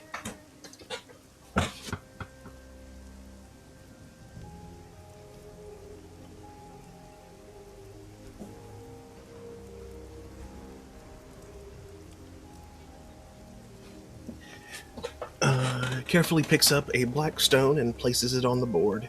His opponent snorts, and a small smile flashes across his long face. Almost carelessly, he snatches a white stone and deposits it on the board. The smiling man groans, and the long-faced one proceeds to collect several black pieces off the board. You got me there again. He laughs, a pleasant full sound. As it trails off, he spots you watching the game. A broad smile brightens his cheeks. Why, hello there, young man. Something you need? The long-faced man gives you a cursory look and continues to collect black stones. Just a gawker, Shu. It's your turn. Name's Adol the Red. Got a second to answer a question or two? Shu nods. I could use a short break. How about you, Gin? Gin sighs, shoulders slumping forward. After a moment of scowling, he reluctantly speaks. Remy. Why?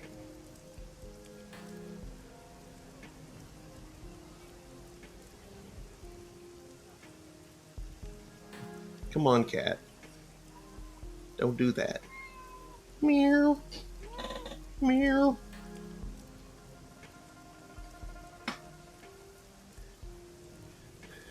After a moment of scowling, he reluctantly speaks. Fine. A short break. The two elders turn toward the younger man. He looks to be in his early 30s, but it's difficult to tell. The skin on his face is smooth and supple, with only the suggestions of creases at the eye, mouth, and forehead. But small gestures, a blink, a flare of his nostrils, briefly reveal the lines of his face. The man's eyes rise from the go board and study the elders. He nods. Been hearing about strange dreams here in Haoi. Have you had any nightmares recently? The three men exchange looks. Shu turns to you. What a coincidence! Wasn't but an hour ago that we were all discussing that very thing. We have been having bad dreams. Every one of us. I've had them myself. We should compare notes. What did you dream about? Is that right? Gin leans in, stares at you. Can't say I'm comfortable with giving a stranger details about my dreams. Shu waves his hands dismissively at Gin. Don't mind him. He's always been a poor sport. But he raises a good point. Some of our dreams contain information best left private. Just as yours do, I'm sure. Having just met, how can we be sure that you'll respect our personal information? I'll tell you. The younger man's voice cuts through the din like a razor, and the elders fall silent. He turns to you and locks his eyes, dark orbs that burn with piercing scrutiny onto yours. He nods and returns his gaze to the go board. I believe you're trustworthy. Please, Adol the Red, make yourself comfortable. I'll share my dream with you. I appreciate it. Go ahead. He exhales slowly, then begins speaking. I dreamed of a long, dingy hall. When faced with such a thing, one generally walks its length, so I lifted my right foot and placed it in front of me. But upon taking that first step, I found myself instead drawn down an alleyway to my left. It wasn't there before, this alley. It appeared only as I began to walk. As I moved down the alley, I found myself surrounded by friends and loved ones. They all stood there, silently watching me with smiles on their faces, and as I passed each one of them, they fell to the ground in my wake, dropping like puppets with severed strings. Somehow I knew that if I followed this road to the end, I could have everything I'd ever dreamed of. But I woke before I could reach it. He folds his hands in his lap. Meow.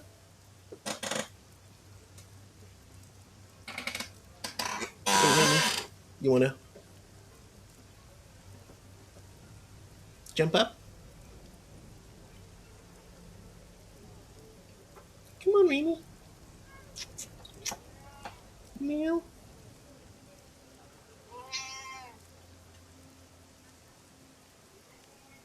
Meow.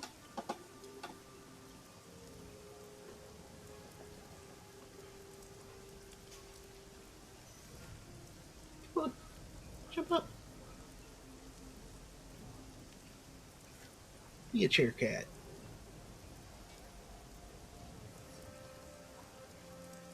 Be a cute chair kitty. Come on.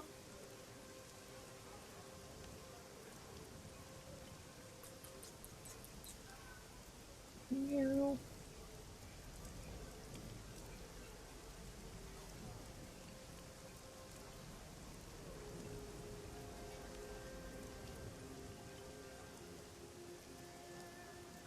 Yeah.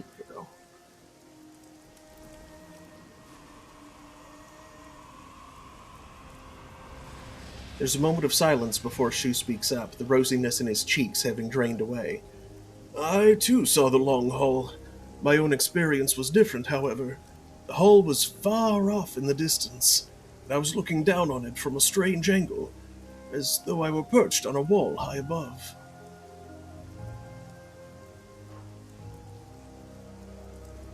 No.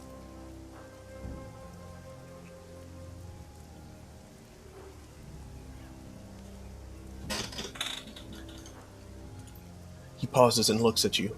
You know, young man, Adol the Red, you look very much like the person I saw walking that hall. He moved steadily down the path, walking at an even pace, and just behind him, a great and terrible shadow followed. Of course, I didn't have the best view up there on that wall, or wherever I was. It could have been anyone. Perhaps this old mind of mine is seeing your face now and misremembering the dream. He lets out a chuckle, and a small flush of red returns to his cheeks. He looks over at Gin. All right, Gin, go ahead. Gin broods in his corner, arms crossed and jaw set. I've changed my mind. I don't want to share my dream. Nonsense! Master Lau and I have both told him our dreams, and now it's your turn. Gin sticks out his lower lip. No. It's fine. You don't have to tell me if you don't want to. He holds his palm up towards you and looks at Shu. See? Straight from the horse's mouth. I don't have to. Gin. Lau's voice is firm but soft. This is important.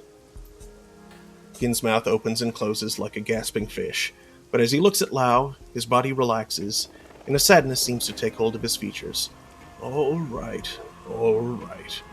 But don't you go repeating any of this, you hear me?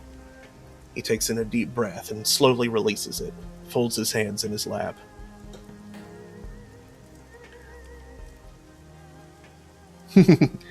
Yup. Glowing cat.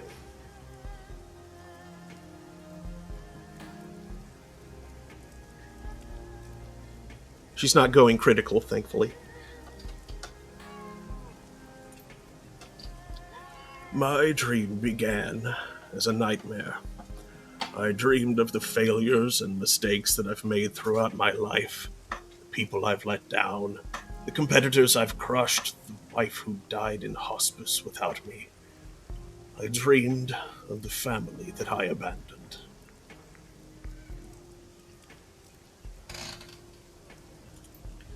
A change comes over him. His eyes brighten and he continues energetically. But then I dreamed of the walled city. I stood before it and its door opened to me. And when I passed inside, all of my guilt fell away. It was as though the city had absolved me, had washed away my guilt, and I remember feeling happy. As his remembrance ends, so does his lightened mood. His face shrinks into a pout and he stares grumpily at the ground. There, I did it. You happy?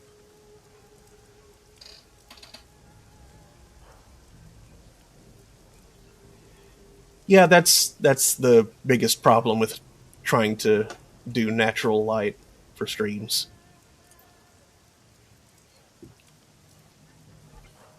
Lao nods slowly. Thank you, Gin.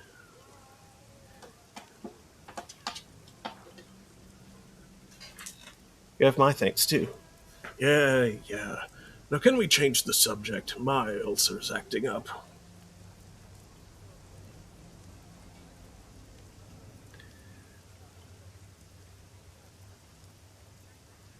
I'm guessing you've been around these parts longer than I have. Is this sort of thing normal? If it were normal, we wouldn't be huddled around discussing them in whispers now, would we? Enough of that, Gin. Adol the Red here asked in earnest for our advice. He deserves a proper response.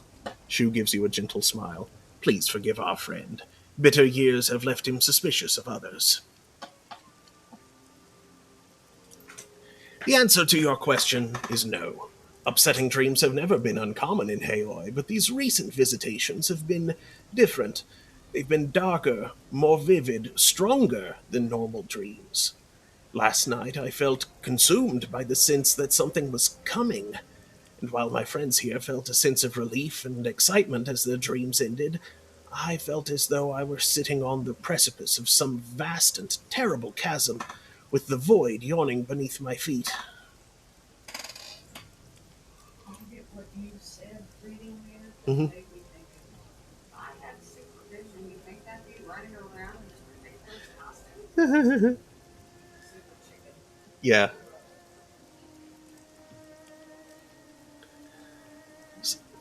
Suddenly his cheeks flush. He blinks twice, then looks away.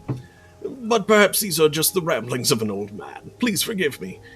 He scratches his nose, embarrassed. You speak wisely, Shu. It is foolish to embrace a thing that you do not understand.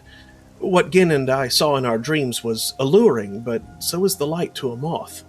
Your instincts are still strong and sharp, my old friend. It is wise of you to trust them. Shu bows deeply, his eyes to the ground. Thank you.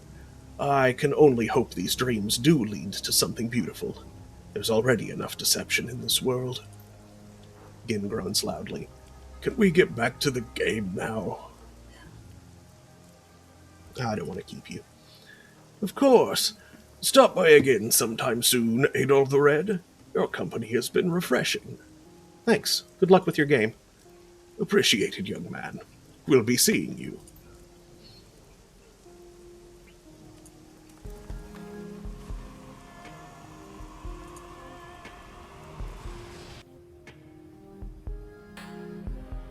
Ah, magic shop. Crafty Shu.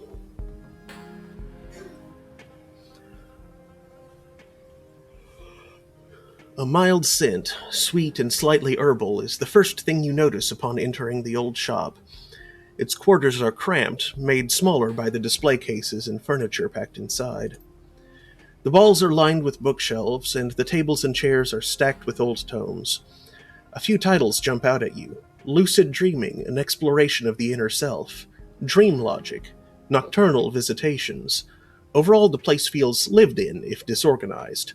Not quite cluttered, but close. Milling at the front of the store is the shopkeeper, lost in a book of her own.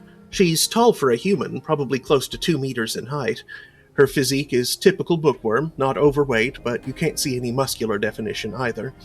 A wraparound tattoo covers her upper arms and shoulders, but from where you're standing, you can't quite make it out.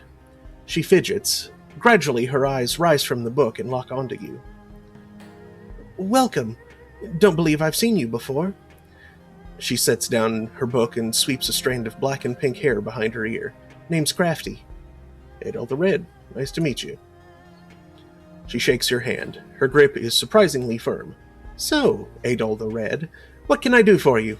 I've got spells, alchemical reagents, foci, whatever you might want, really. Might have to do some digging to find it, but if it's magical, it's around here somewhere. Is this your store, or do you just work here? It's mine. I inherited it from my mom. As you can see, she generously left me all her research journals. Her words are thick with sarcasm. Mom was never a big cleaner, but neither am I. Remy, stop that.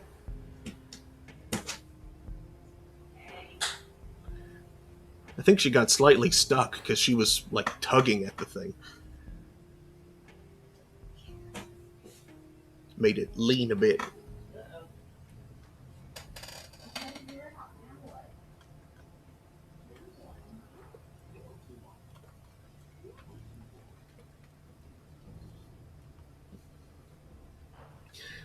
My mom used to keep spirits around that helped her manage the place.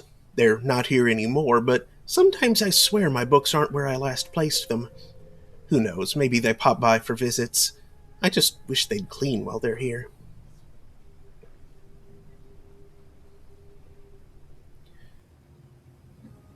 What's with the name of the store? It's a cultural thing. The 5 phases represent wood, earth, water, fire, and metal. Some people believe they're the basis of how things function and interact in this world. You'll find it practiced all throughout China, in disciplines ranging from farming to science, even music. The theory isn't common among younger generations, but it has its uses. My mother was strongly influenced by it. In fact, our sign out front is a visual representation of the cycle of 5 phases. It was an inspiration to her. She raises a shoulder in a half shrug. I just think that it looks neat. What makes this store so special? It's old, respectable, built over a dragon line. She slightly tilts her head to the side. We also carry texts unavailable anywhere else, but I guess for me, I'm drawn to this place by the nostalgia. How do you like working here? It's a job. I can't complain. What are you selling?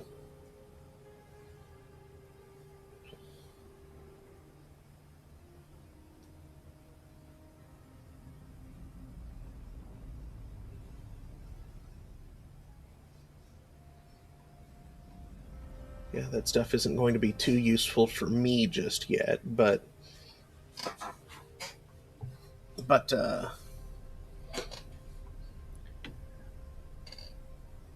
maybe picking up something for Gobbet later. Say, Crafty, have you had any vivid dreams lately? Her face is unreadable. Her eyes lock onto yours. As a matter of fact, I have ate all the red. But we all get the occasional vivid dream. Nothing special there. Gesture to the books on the tabletop. Really? Then why are you reading up on them? She flicks her wrist dismissively. Sure, it's a little weird that we're having them, but these types of dreams are common in the walled city. Nothing to get all worked up about, probably. They're common? Explain. She nods. Common as the cold. My mother devoted her life to researching the walled city and the magical phenomena within it, so I grew up with stories about the city, the recurrent creepy dreams being one of them.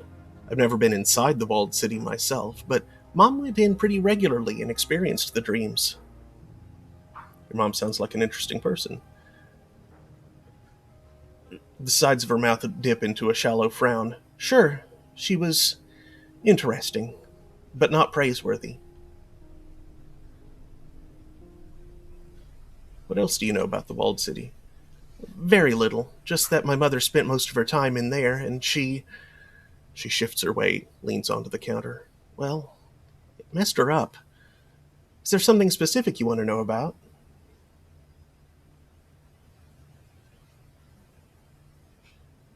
What can you tell me about it?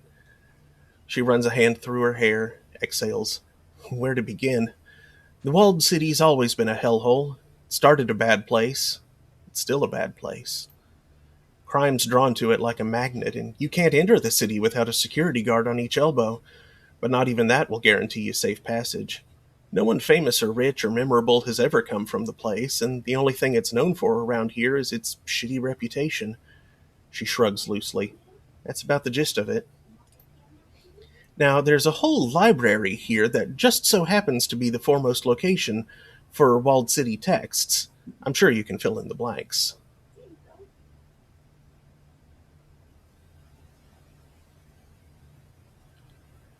Tell me about yourself, Crafty. She raises a shoulder in a half shrug. I'm not sure where to start. What do you want to know?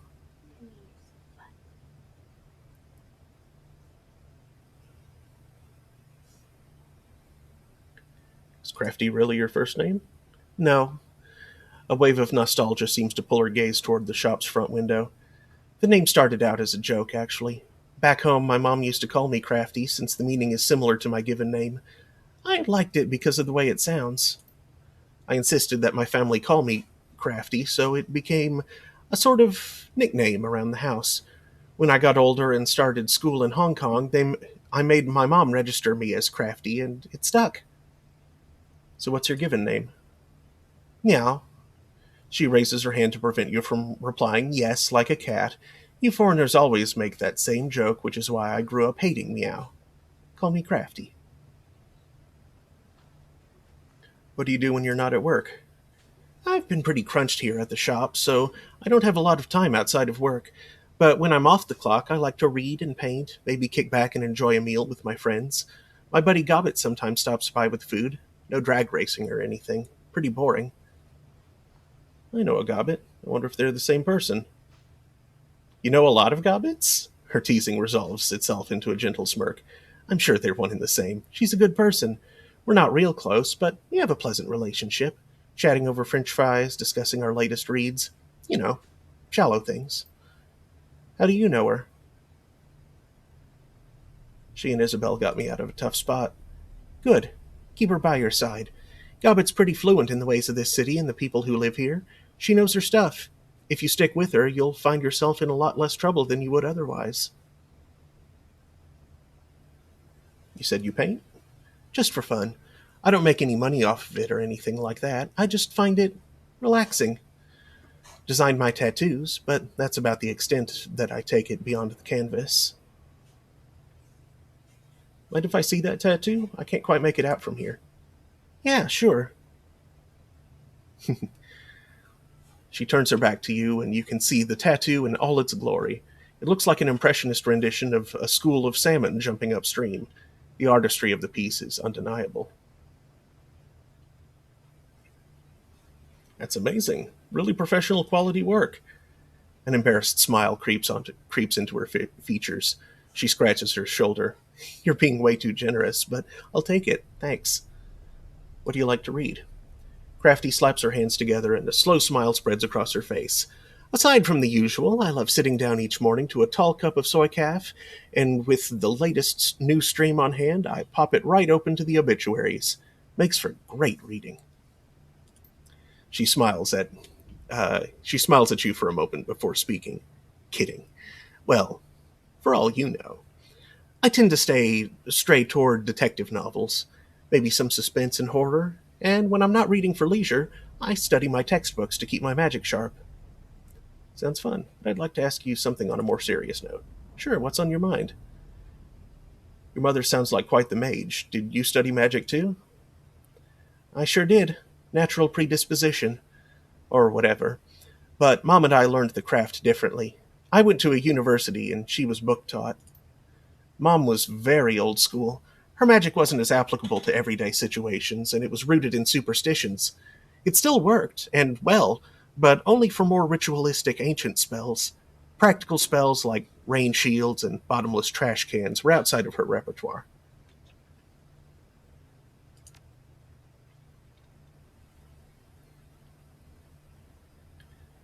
I get the feeling that your relationship with your mother was unusual. You'd better believe it. She was obsessed with the walled city, put it before everyone in her life. Mom ate, slept, and breathed that city. Something fueling her obsession? Crafty shifts her gaze to a stack of books on a nearby table. Yeah, actually. Mom was convinced that something was wrong with the place, that it was cursed in some way, polluted with unnaturally bad chi. She'd visit the city under the protection of the Yellow Lotus and spend hours, sometimes days, studying it. Crafty tears her eyes away from the books and returns her gaze to you. Mother was consumed by her research. Did she ever find anything? She sure tried. Mom thought she could find a way to purify the place and to exorcise its demons. Her obsession with the walled city grew, and she devoted more and more of her life to breaking its curse. Wish I could say she fell off the radar, but really the rest of the world fell off of hers.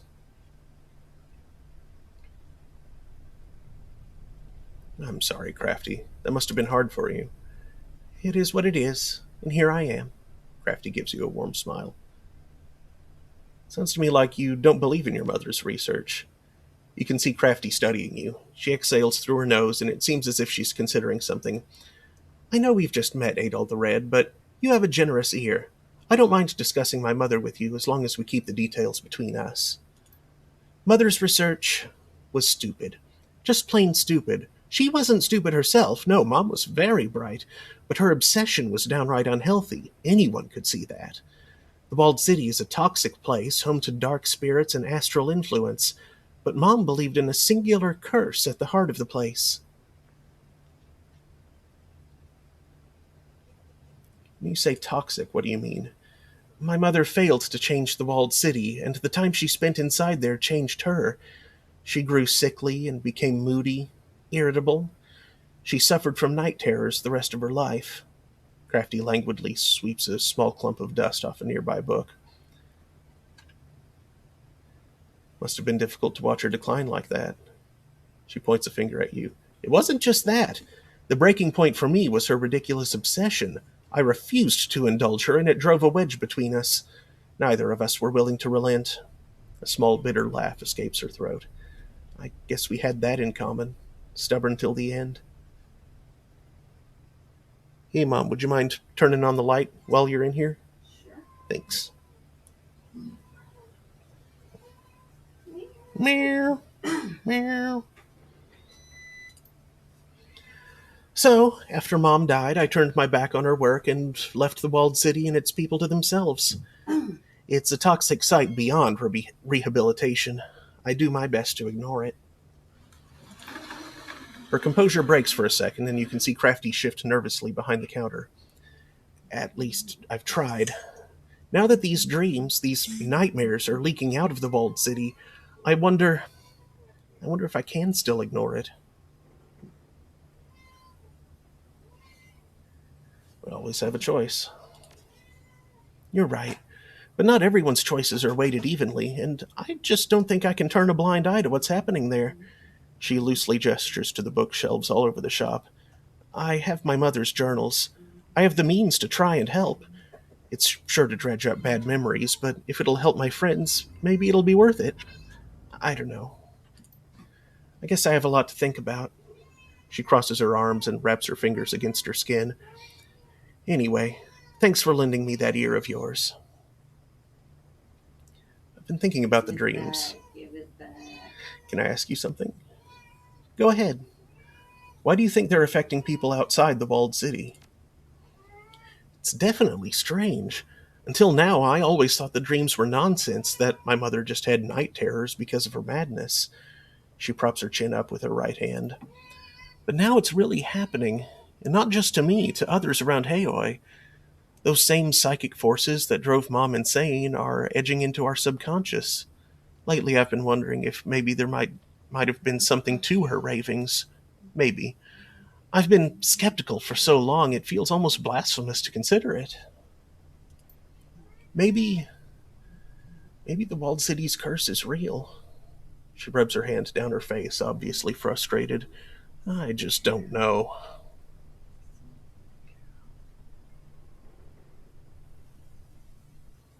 Do you stink so bad it's bothering you now? Maybe you can learn something from your mom's journals? That's true, but my mother's notes are scattered all over the shop. Most of her research is scrawled in the margins of the books that you see on the shelves and piles and stacks all over. The clues we need to figure this thing out could be in any one of these volumes. There are thousands of them.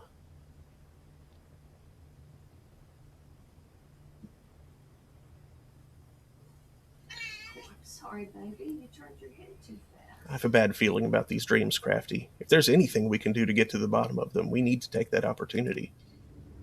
She sighs, straightens up. Yeah, I know what I have to do. It's just... Damn, look at them all. She tiredly looks down at the book she was reading earlier. Guess I won't be finishing this one anytime soon. All right, Adol the Red. I'm going to get started. Now. But it'll take time. The House of Five Phases is jammed from floor to ceiling with books, and any one of them could hold valuable information. Check in once in a while, and I'll share my findings with you.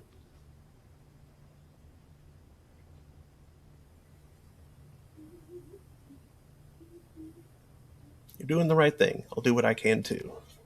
Thanks, I appreciate that. Thanks, Crafty. See you around.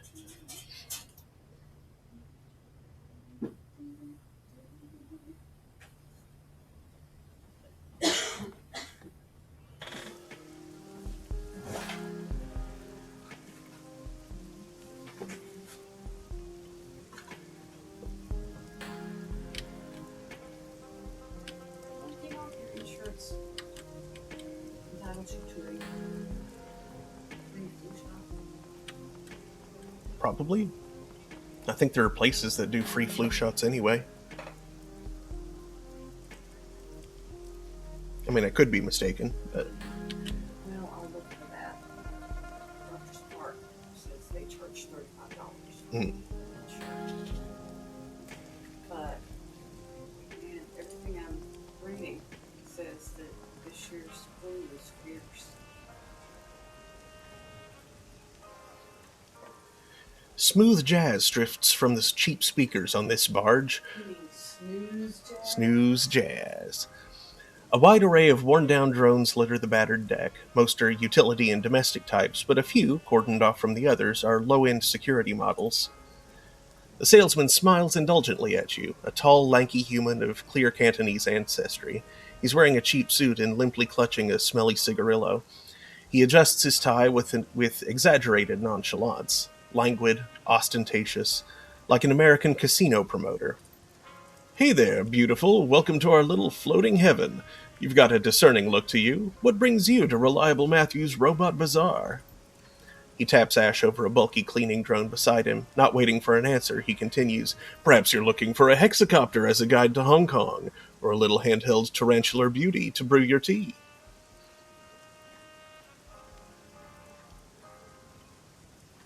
You're Reliable Matthew? That's right, Reliable Matthew Shun, at your service.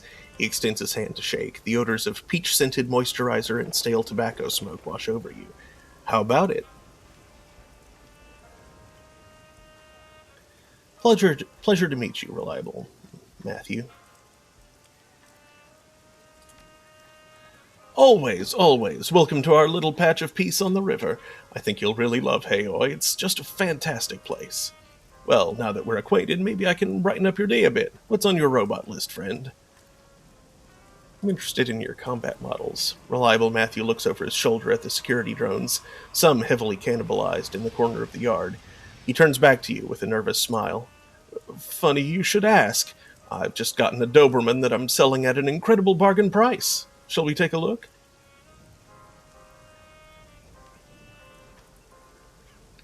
Yes, let's look at the security drones, all of them. Yeah, I don't have drone control, but there's a lot of options.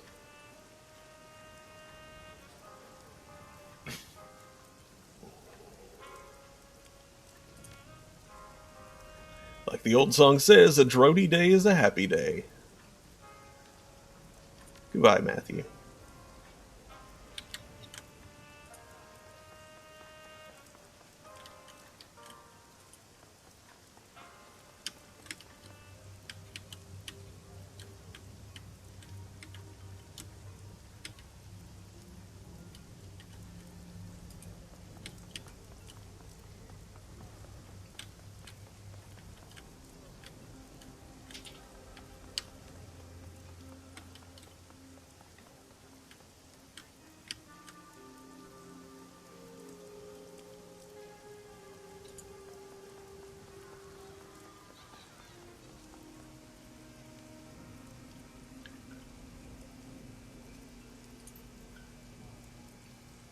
I remember that from before.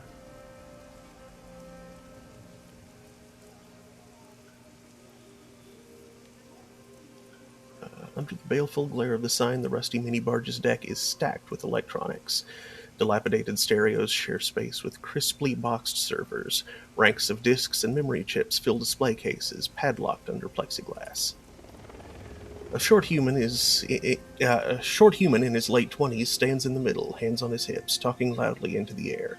Bulky virtual reality goggles cover his eyes. A data jack cable runs from his temple down his stained t-shirt to a beltload of clearly home-built computer hardware.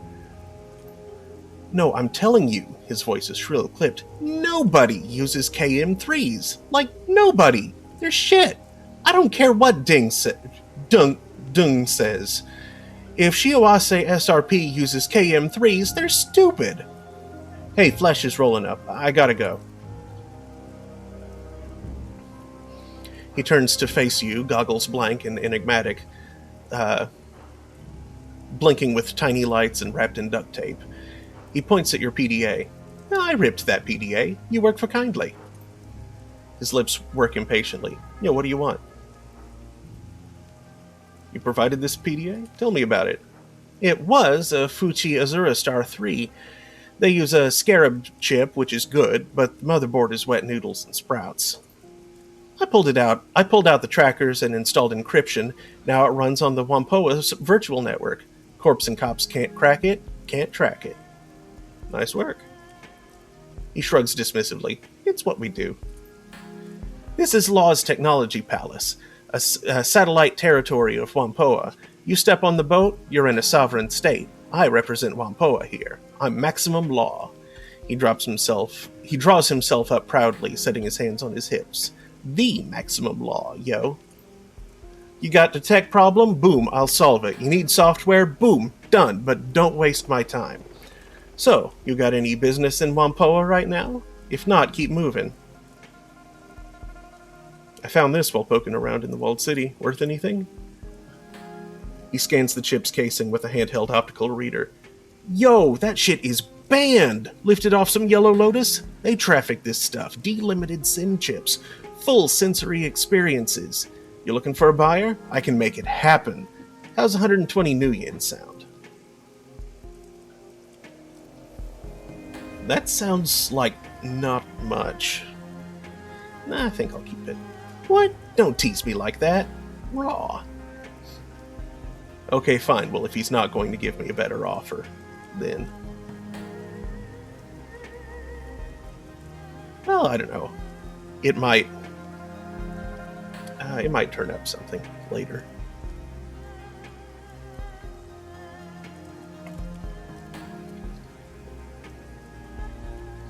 Looks like you've got some dangerously exposed wires over there. What are you, my mother? Law regards you with skeptical disgust. Those wires are fine where they are, high and dry. They're only a problem for someone who does something stupid.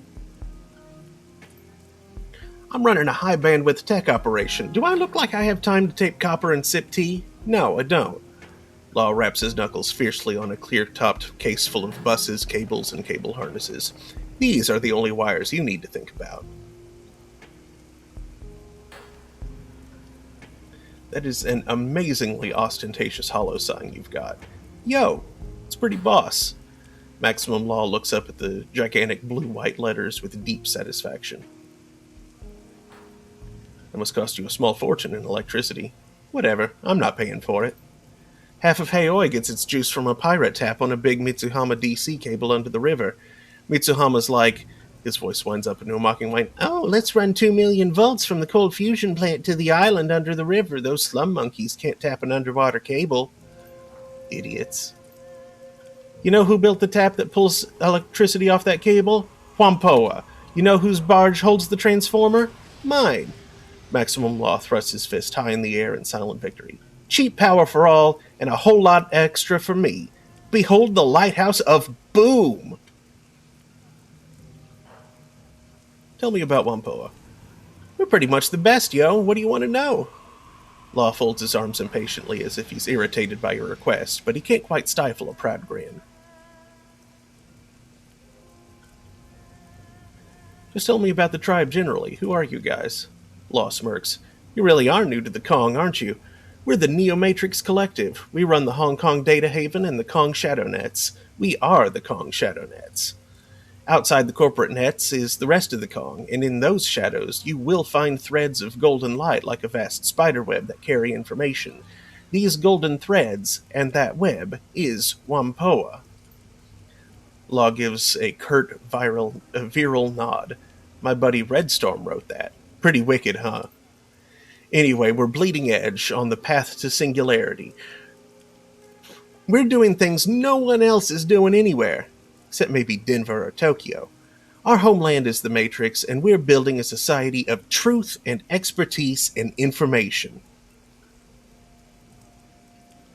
You seem very outspoken, less modest than many Hong Kongers. Is that tribal? I am more outspoken, yo. I don't need the meat space rituals. Modesty is inefficient. He shrugs dismissively. Is that a Wampoan thing? For those of us who are most dialed, maybe. We're post-cultural.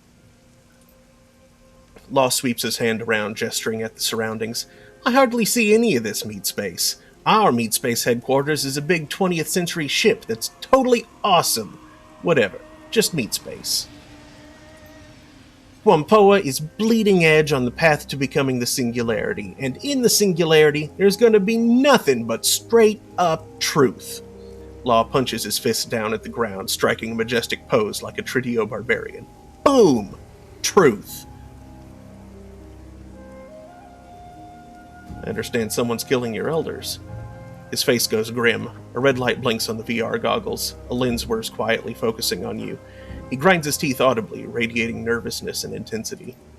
Yeah, shit's crazy. Full-on medieval. I can't talk about it. It's a tribal matter. Controlled information, right? We're gonna solve it. That's all outsiders need to know. Actually, I've been contracted to help the elders stop the murders. Wow, really? We're pulling in outsiders? He shakes his head in disbelief. Oh, I should have seen that coming. What the hell are you doing here? Go to the garden and help stop that shit. Then come back and tell me what's going on. Everybody's guessing. The elders are being quiet and the rumor hub is going crazy. Are you a liaison? What am I doing here? Law seems shocked at the question. I'm an ambassador. I broker Whampoa's services to Haoi. Emissaries like me are all over the Kong, tying it together in an invisible network.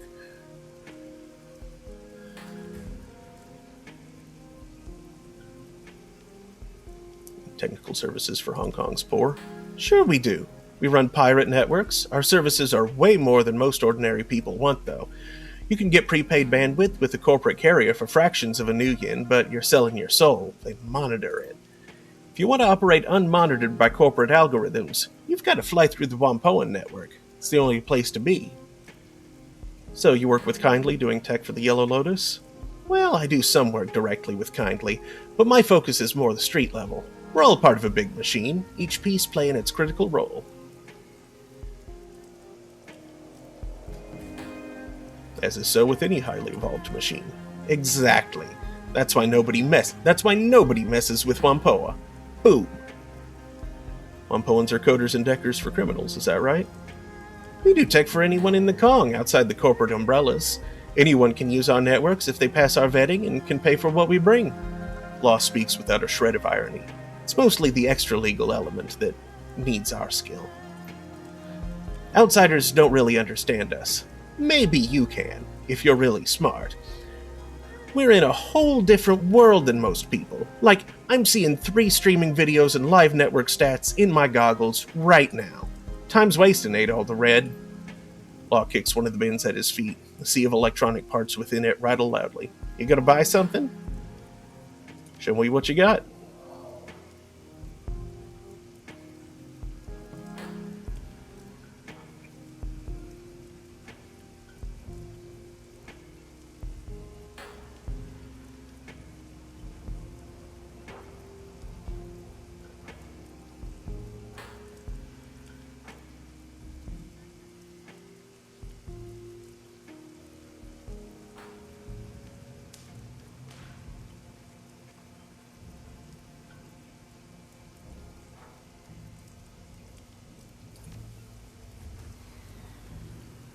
See you later, Law. Yeah, whatever.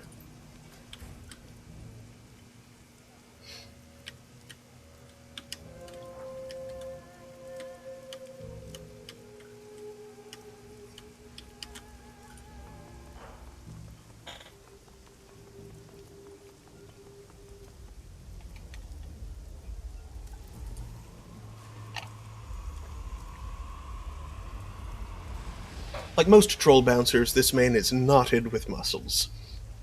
But absent are the myriad scars that come with age or indiscretion. His only blemishes are the bony skin growths common to his kind, and a single deep scar across his neck and collarbone. You watch yourself in here, or else we check your aerodynamics. Aerodynamics? Anyone causes trouble? I see how far I can throw 'em. No fighting, no killing, no sex trade. He lifts an arm, flexing. His muscles jump out like a mass of serpents and steel cabling.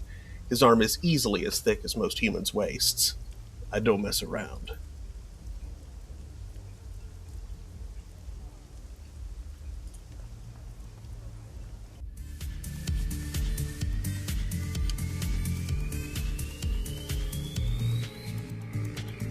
Callum Coffey, Henry Coffey.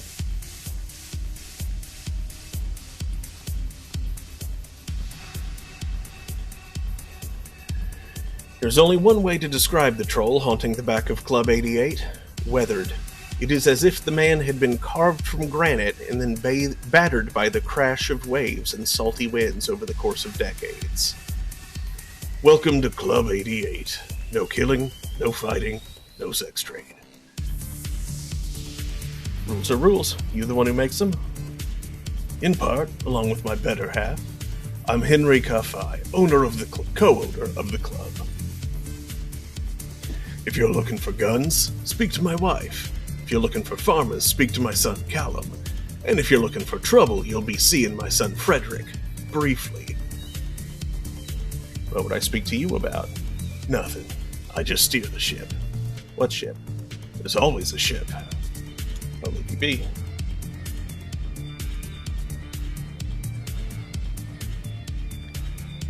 Better groomed than most of his kind, the young troll nonetheless ruins the effort with his own blatant drunkenness. His eyes are red and his expression foggy, but he otherwise appears to be high-functioning. Have a drink, friend. Have two. Then maybe something else to chase it, eh? You alright? Couldn't be better. I'm a prince of Club 88. Chosen, you might say. Part of the family that owns this place? You're a shrewd one, friend. I am the heir apparent, and my birthright to peddle Kims to every sniffer that passes through our gates. What do you say? Need something to pick you up or bring you down? Let's see what you have. Cram!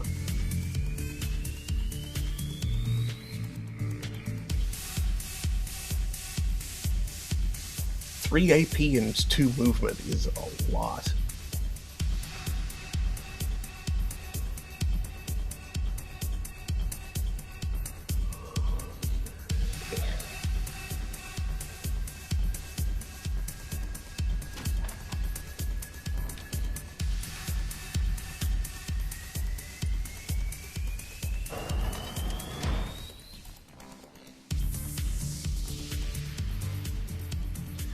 The older troll woman has a striking Amazonian quality. When she was younger, she must have really turned heads. Can I help you? I'm usually beyond helping, but what can you offer? Guns or a swift kick out the door if you mess with me or mine. This is my family's place. Me, my husband, and our 2 boys. Now, do you have business with me? I have no time for window shoppers. What you got for sale? Firearms from all over the world, from Ares to Walther and everything in between. You in the market? Let's take a look.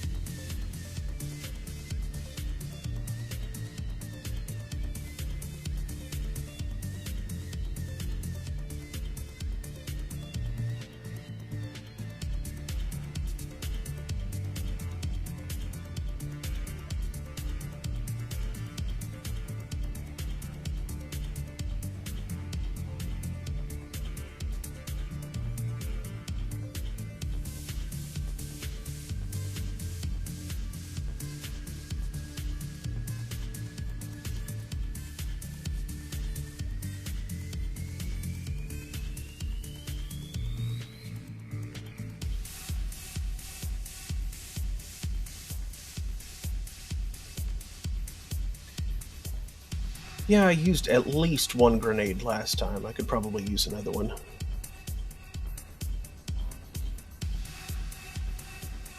I'm sorry to hear that, Nightshade.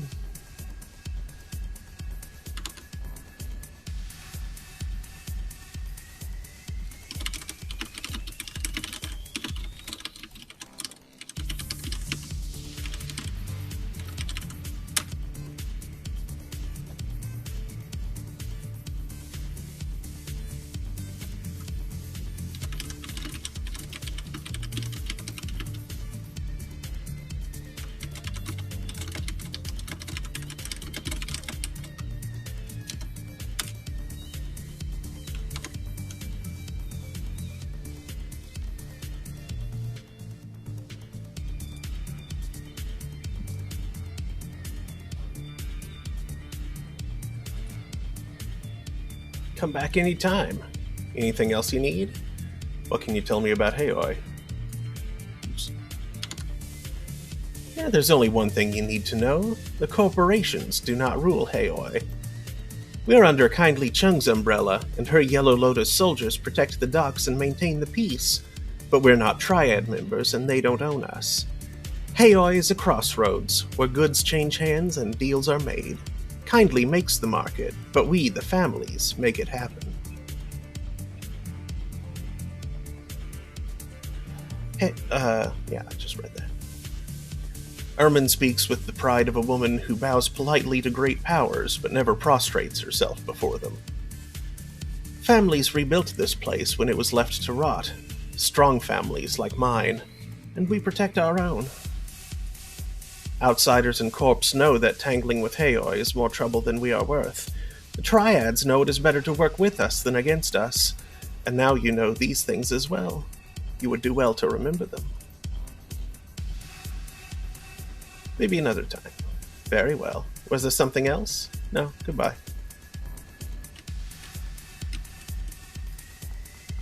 Just the Garnade.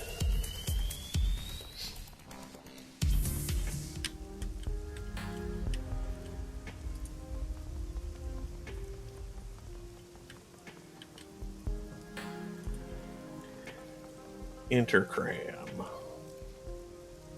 You again? I thought I told you to buzz off.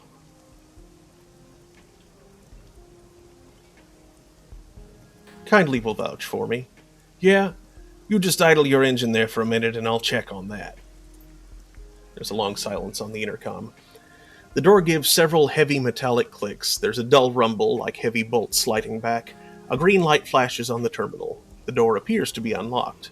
You can enter the clinic. Yeah. Aww. The scary world of Richard. I've encountered that corruption before. I don't think it did, but I don't remember. Could have been. That's definitely the sort of thing. It picks me out because you can see I wasn't looking for what something funny said. Pardon me for a moment. I need to go record my life. BRB. Have some ads. Oh, and I need to throw the... Where is the BRB? Why is it all the way down there? And why isn't it on top of the... Oh, that's why. Okay. I need to do a little, management.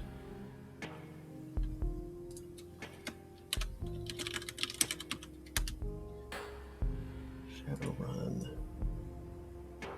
Drop that down a little ways. There we go. Now the BRB is there. Okay. Now BRB. Yeah.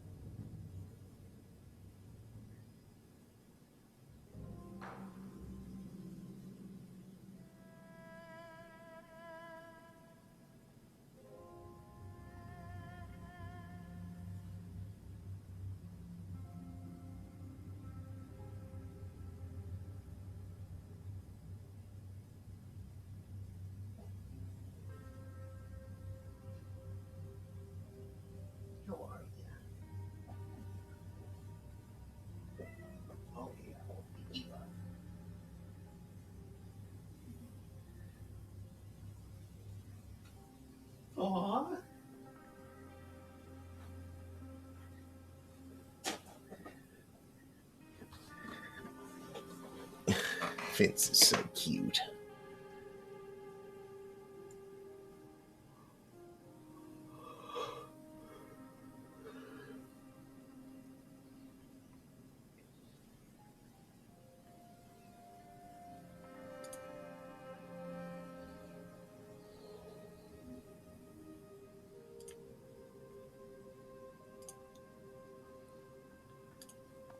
Okay.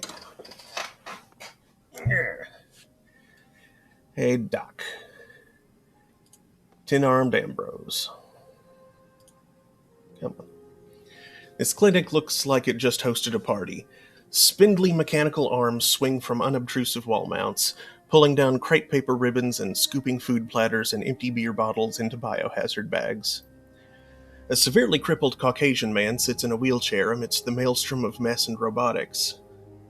He's in his 40s, thick beard, tungsten earrings, beer belly, one cyber eye, both his legs are missing, one at the hip, the other at the knee.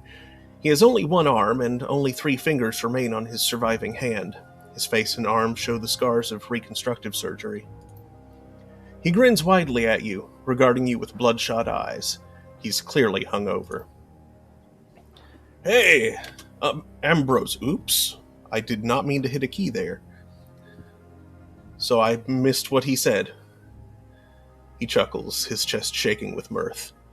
A Waldo arm springs to life and swings over to him.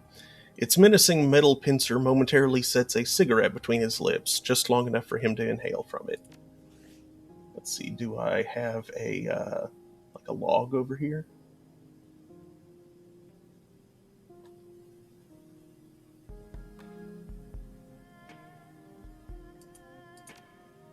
Looks like no. Oh, I do have a lot of karma that I haven't spent, though.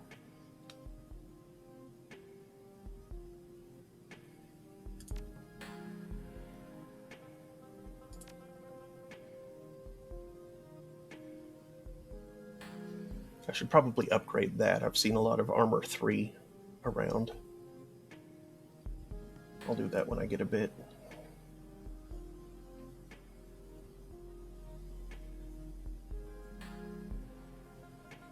You know, once I figure out which one is the right choice for class.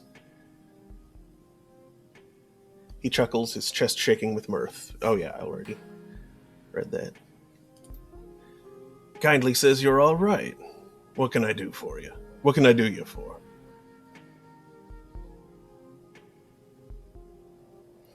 Your front door could stop a bulldozer. Why so fortified? Are you kidding? Have you any idea how much all the stuff in here is worth? This is a high capital operation, and life's dangerous for a guy missing most of his members, tooling up smugglers and criminals. Let me tell you what, though. Someone busts in here, they're gonna be in for a world of hurt. There's a lot more than pipes and wires up in the false ceiling, and I've got Kindly's crew and the Club 88 boys on the panic button. They know which side their bread is chromed on. What, you thinking of trying to knock me over?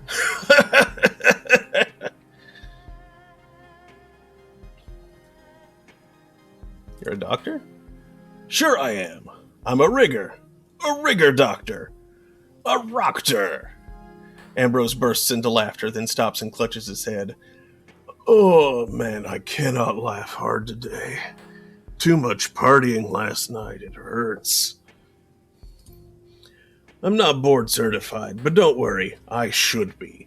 I'm full-on skilled. My work's Yellow Lotus guaranteed and precisely in accordance with World Medical Association standards. Everybody in Haoi comes to me, 'cause I'm the only option.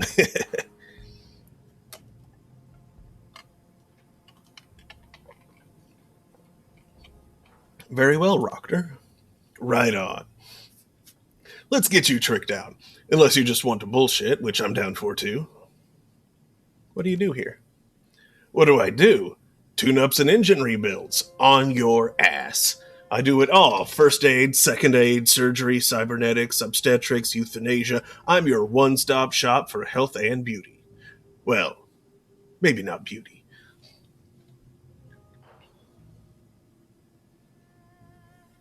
Can you install me with combat wear? You know it. You got the coin and the essence, I'll trick you out like a bulldozer with ground effects and a turret.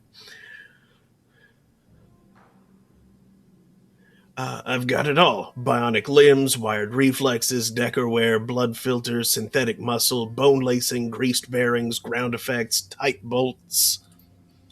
The full range of Chrome Alley services is something that we like to keep beneath the HKPF's radar. Ambrose winks. What sort of mechanical services do you offer? Oh, nothing you'd be interested in. Right now I'm mostly doing engine mechanics and electrician stuff. I send Maximum Law and Reliable Matthew any work they can handle. It's really just a hobby and service to the community. I make my nut with the clinic.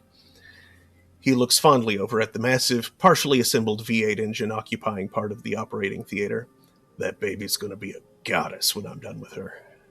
Makes his nut. That's what it said. Familiar with that turn of phrase? Me neither. Sure thing. You don't mind if I keep cleaning while we talk, do you? 'Cause I'm gonna. Ambrose bursts into laughter at his own joke. The spindly robotic arms around you redouble their sweeping and wiping. Show me your services. Sure thing. Tune up or spare parts. I'll take that V8 engine and a box of chocolates. Cyberware.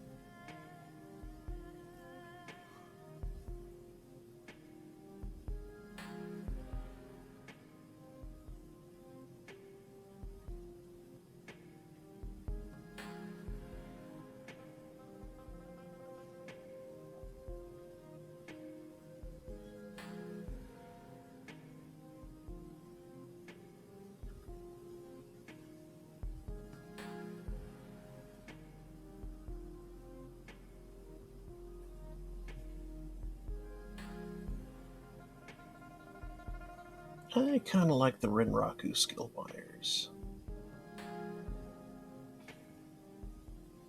That seems like a good investment to me.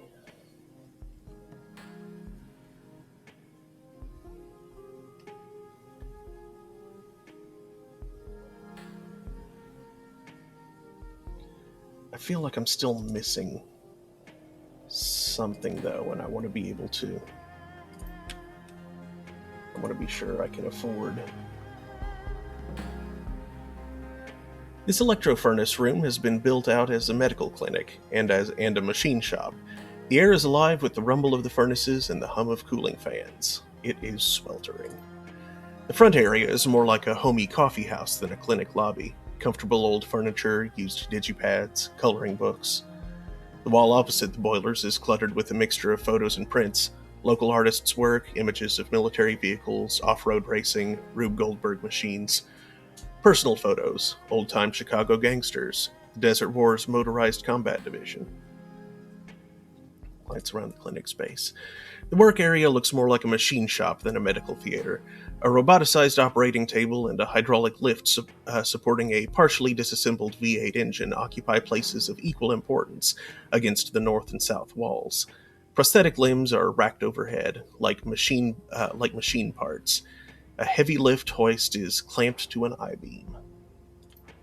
An impressive home-built computer sits against the far wall. Several bulkier towers sit under the desk, fans whirring. It looks more like a sysadmin Decker server station than a doctor's terminal. The floors are scuffed concrete, stained with grease and old blood. The faint odors of ammonia, gasoline, and antiseptic mingle in the air. A large sign on the back wall reads, "Sanitary space, no spitting." Let's back to the personal photos. The pictures are mostly of Haoi residents, holidays, and parties. Tin-armed Ambrose is in many of them. The vast scope of photos suggests that Ambrose must be acquainted with almost everyone in Haoi.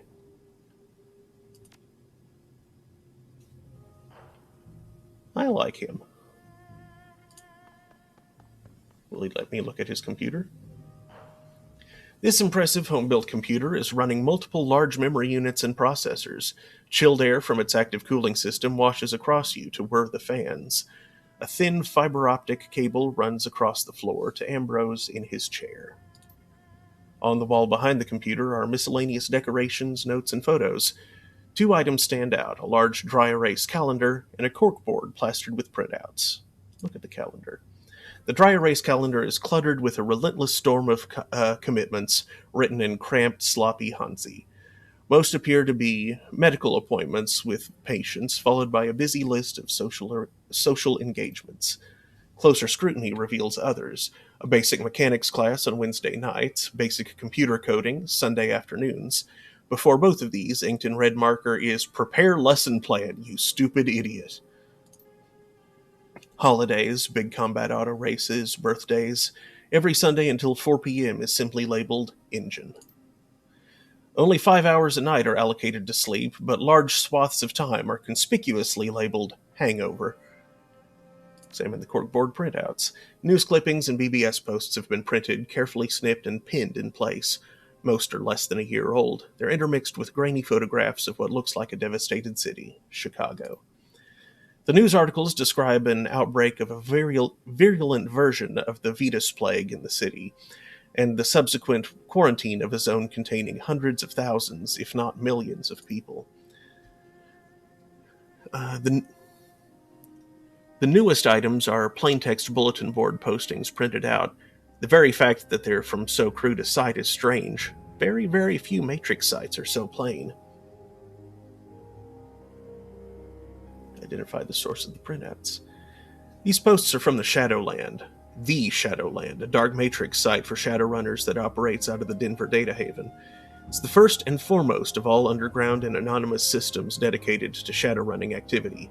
Captain Chaos, Fast Jack, and other global shadow-decking luminaries appear in these posts. Examine.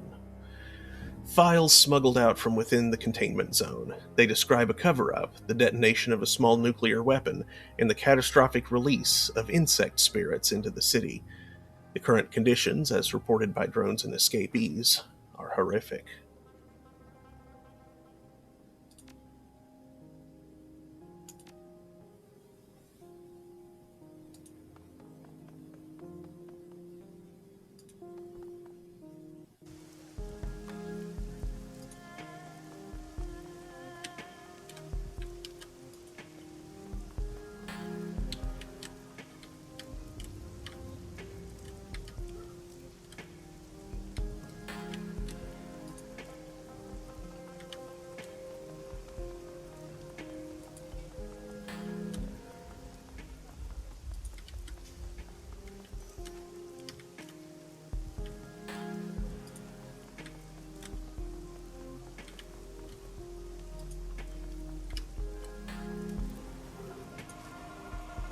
Spider Shin. Despite the wind and rain pelting Haoi, the proprietor of this stall, a monk judging by their outfit, is unconcerned. The monk's expression is indifferent, though hardly placid or serene. Muscles show as tightly wound metal bands beneath the skin, ready to snap in any direction without warning. What's more, the monk's robes are anything but ordinary. Certainly silk makes up the base outfit, but it's paired with high-impact ballistic armor, heavy-duty boots, and a bandolier of throwing knives. The table in front of you is arrayed with a wide variety of melee weapons, charms, jade pendants, and other mystical accoutrements. Beneath an awning in the rear are rows upon rows of cages, each housing some variety of exotic reptile or insect. These, in turn, are flanked by jars and boxes of Chinese herbs, incense, powders, and inks. The monk spares you only the shortest of glances as you approach. I am Monk Shin. Most people in Heioi call me Spider Shin, on account of the spiders back there. You're not local. Not by a long shot. It's definitely a statement, not a question. What tipped you off? Shin smirks crookedly, 2 teeth peeking from between thin lips. Body language. You're not afraid to look me in the eye, for one. For another, your clothes, not in fashion here in Hong Kong. Swords, knives, clubs, I sell it all. I make most of these, but if I can't, I've got friends who can. If you need incense or salves for meditation, I make and sell those too. And if your joints ache, I can give you acupuncture. Shin places both palms on the table, leaning over it towards you with a wicked grin. So, what can I show you?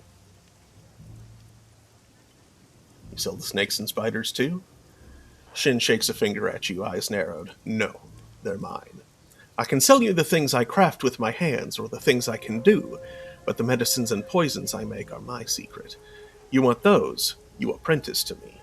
In 5 years, maybe I show you how to make a poultice, eh?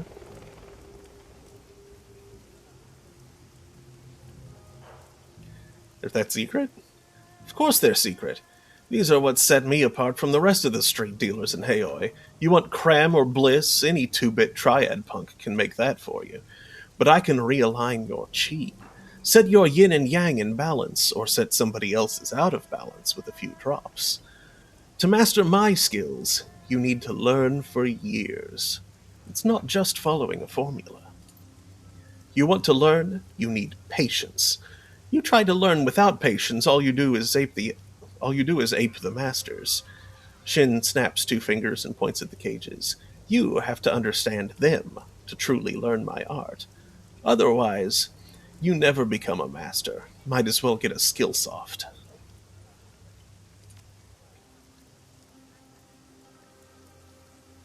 There we go.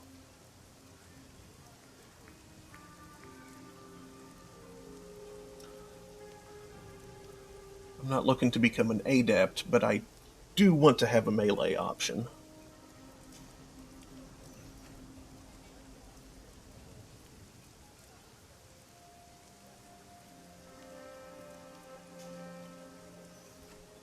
Acquired close combat 3. Okay. So, let me get close combat 3.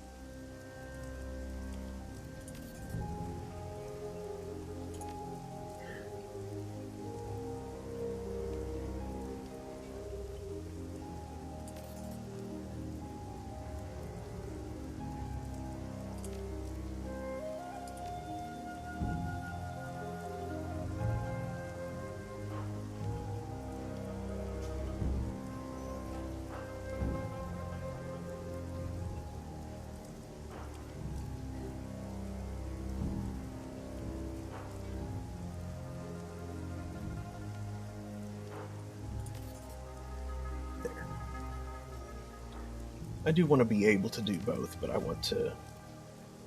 I want to be competent with a gun, but good with a sword.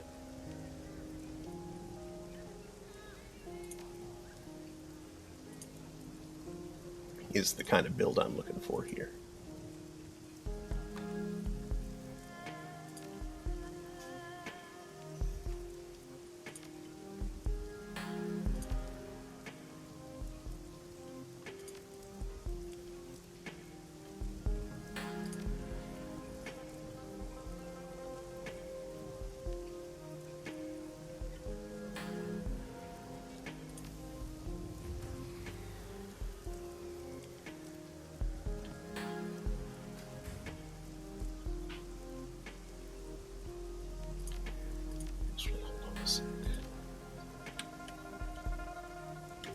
They all give 3 armor, and there's probably not that big of a difference, but, like, it feels like thematically there would be.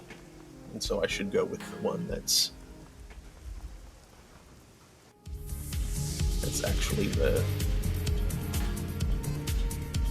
street sand one.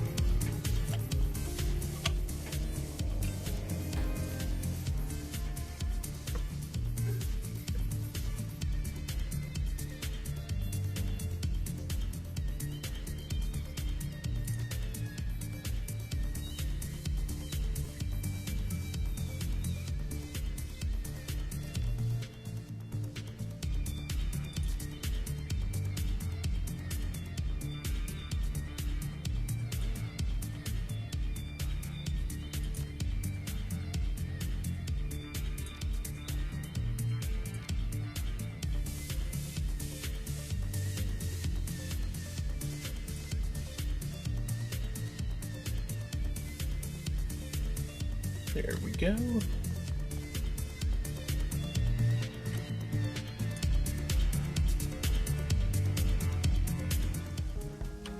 Looking kind of Matrix now.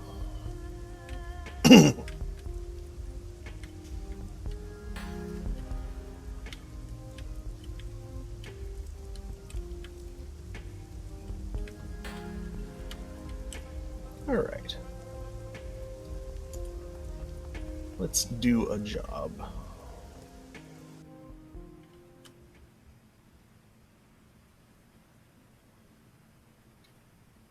Although first, let's save.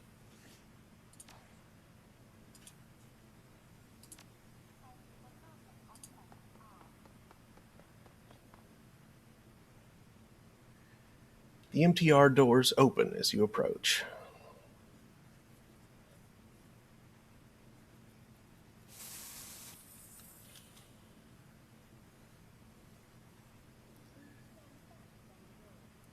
Yeah, let's deal with the murders first.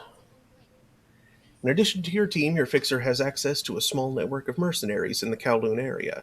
These runners appear below your core team on the runner selection screen and can be hired on a mission-to-mission basis. As you complete missions, both your team members and the available mercenaries will periodically gain access to new equipment and abilities. Any new items, spells, weapons, or weapon abilities that a runner gains will automatically be available for use the next time you take them on a mission.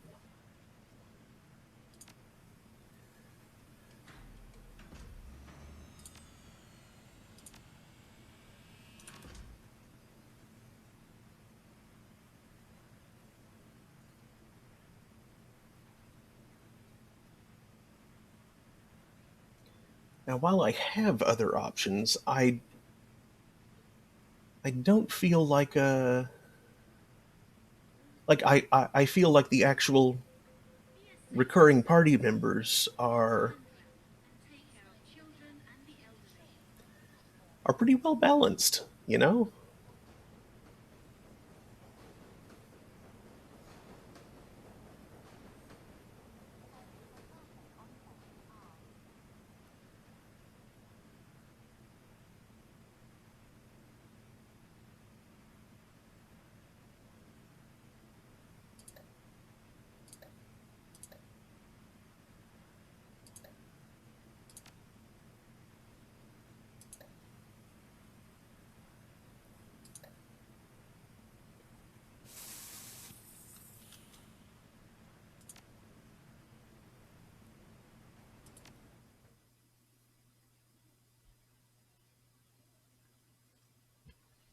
Wampoa Garden, a carnival of chrome and neon, rife with every manner of technology and artifice one can imagine.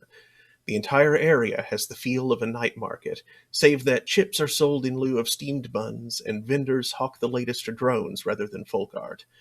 Something stalks these streets, hiding just out of sight. It stalks the Wampoan elders, the leaders of the band of tech-savvy squatters that have claimed this neighborhood as their own. The streets smell of ozone and fear, and those Wampoans you pass in the MTR station have a haunted, furtive look in their eye. While the killer has struck only at the elders thus far, it may only be a matter of time before ordinary residents are menaced as well.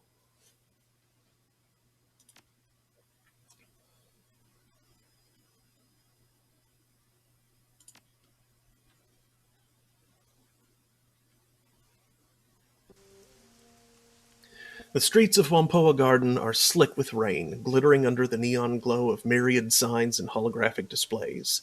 The sky reflects the same glow, painting the white apartment blocks the sickly orange of sodium streetlights. The smell of grilling meat mingles with other rarer scents: ozone, engine oil, and high-tech fabrication facilities. Despite the hour, there are plenty of people out and about. You can hear the calls of street vendors and touts urging people into their stores. Isabel wrinkles her nose, scowling darkly. She wraps her arms tightly around her chest, staring off into the distance. Is there a word for feeling nostalgic for a place you can't wait to leave again? I don't miss this place, but I miss the feelings I had when I lived here. Saudade, maybe? Isabel shakes her head. No, that's not it. It's close, but... She lets the sentence trail off into nothingness, clamping her mouth shut for a moment. Isabel sighs heavily. This place seemed like heaven after the walled city. Like the whole world had unfurled in front of me, and anywhere I turned there was the promise of a good life. Turned out this place was just as crappy as everywhere else. Everyone was still in it for themselves. Gobbett claps a hand on Isabel's shoulder, who flinches and pulls away. That's a great life lesson, Is. I'm serious. At the end of the day, life's a raw deal. You've got yourself and a handful of friends, and that's it. Nothing else. Duncan casts a sidelong glance at Isabel and Gobbett, shaking his head. You got some strange ideas about life. Sure, life's a meat grinder, but come on, there's got to be more to life than just surviving. Does there? What makes you the authority on that? Isabel waves a dismissive hand. I'm done talking about this. Anyway, Isabel turns toward you and points down the street to your left. We're looking for the Whampoan elders. They're going to be in the Whampoa itself. That's the big ship down the street. That's the mall shaped like a boat, right? Isabel nods, lips pursed. That's the one. Somebody thought it would be clever to make a uniquely shaped mall.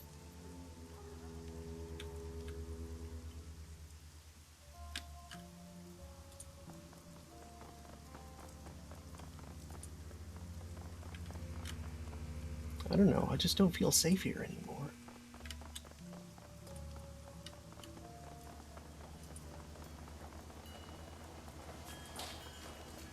I'm gonna familiarize myself with the area before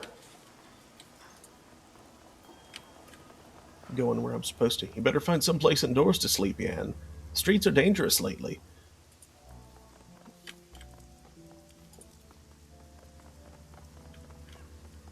Oh hey, this is the same window sign as that place at the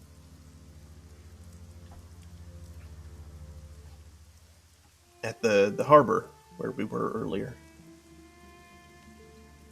I remember the first and last character, that King, I think, and Mountain. No idea what that one is.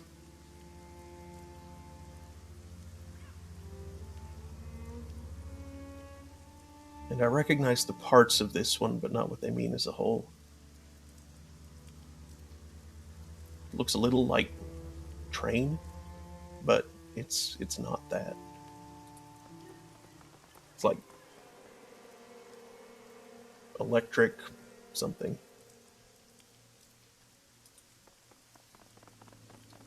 Or maybe it's rain something. I always get those confused.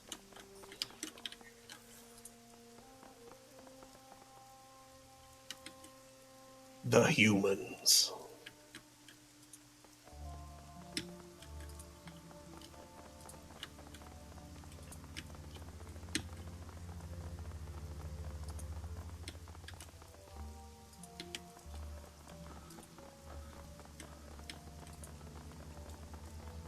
The elders don't want anyone to go inside without their permission.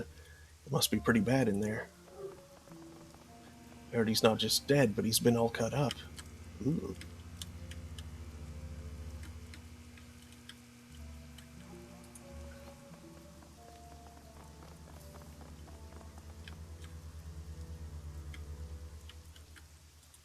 Is there anything? No, that's just a dead end there.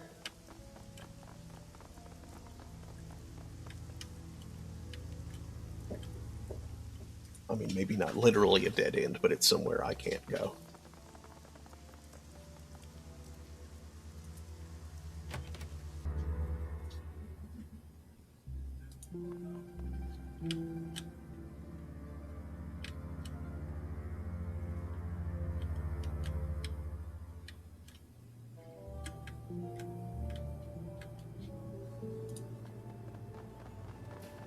Ooh.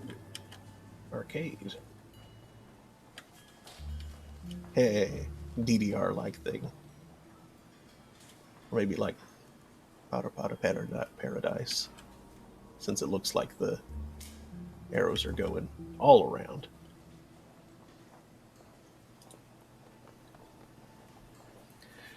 This orc woman is festooned with small circuits, tiny trid screens, and speakers. The trid screens display snippets of trid broadcasts from every corner of the world. The tiny speakers play counterpoint with a susurrus of voices speaking Sperethial, Punjabi, Kazakh, and other languages. Her expression is haggard, and she fidgets with her fingers as you approach. Welcome! Welcome to the Wampoa, my friend. I am Elder Ng, and these are the elders Tung and Ip. Ng gestures to the elf and human, who each incline their heads respectively. Thank you so much for answering our request for help.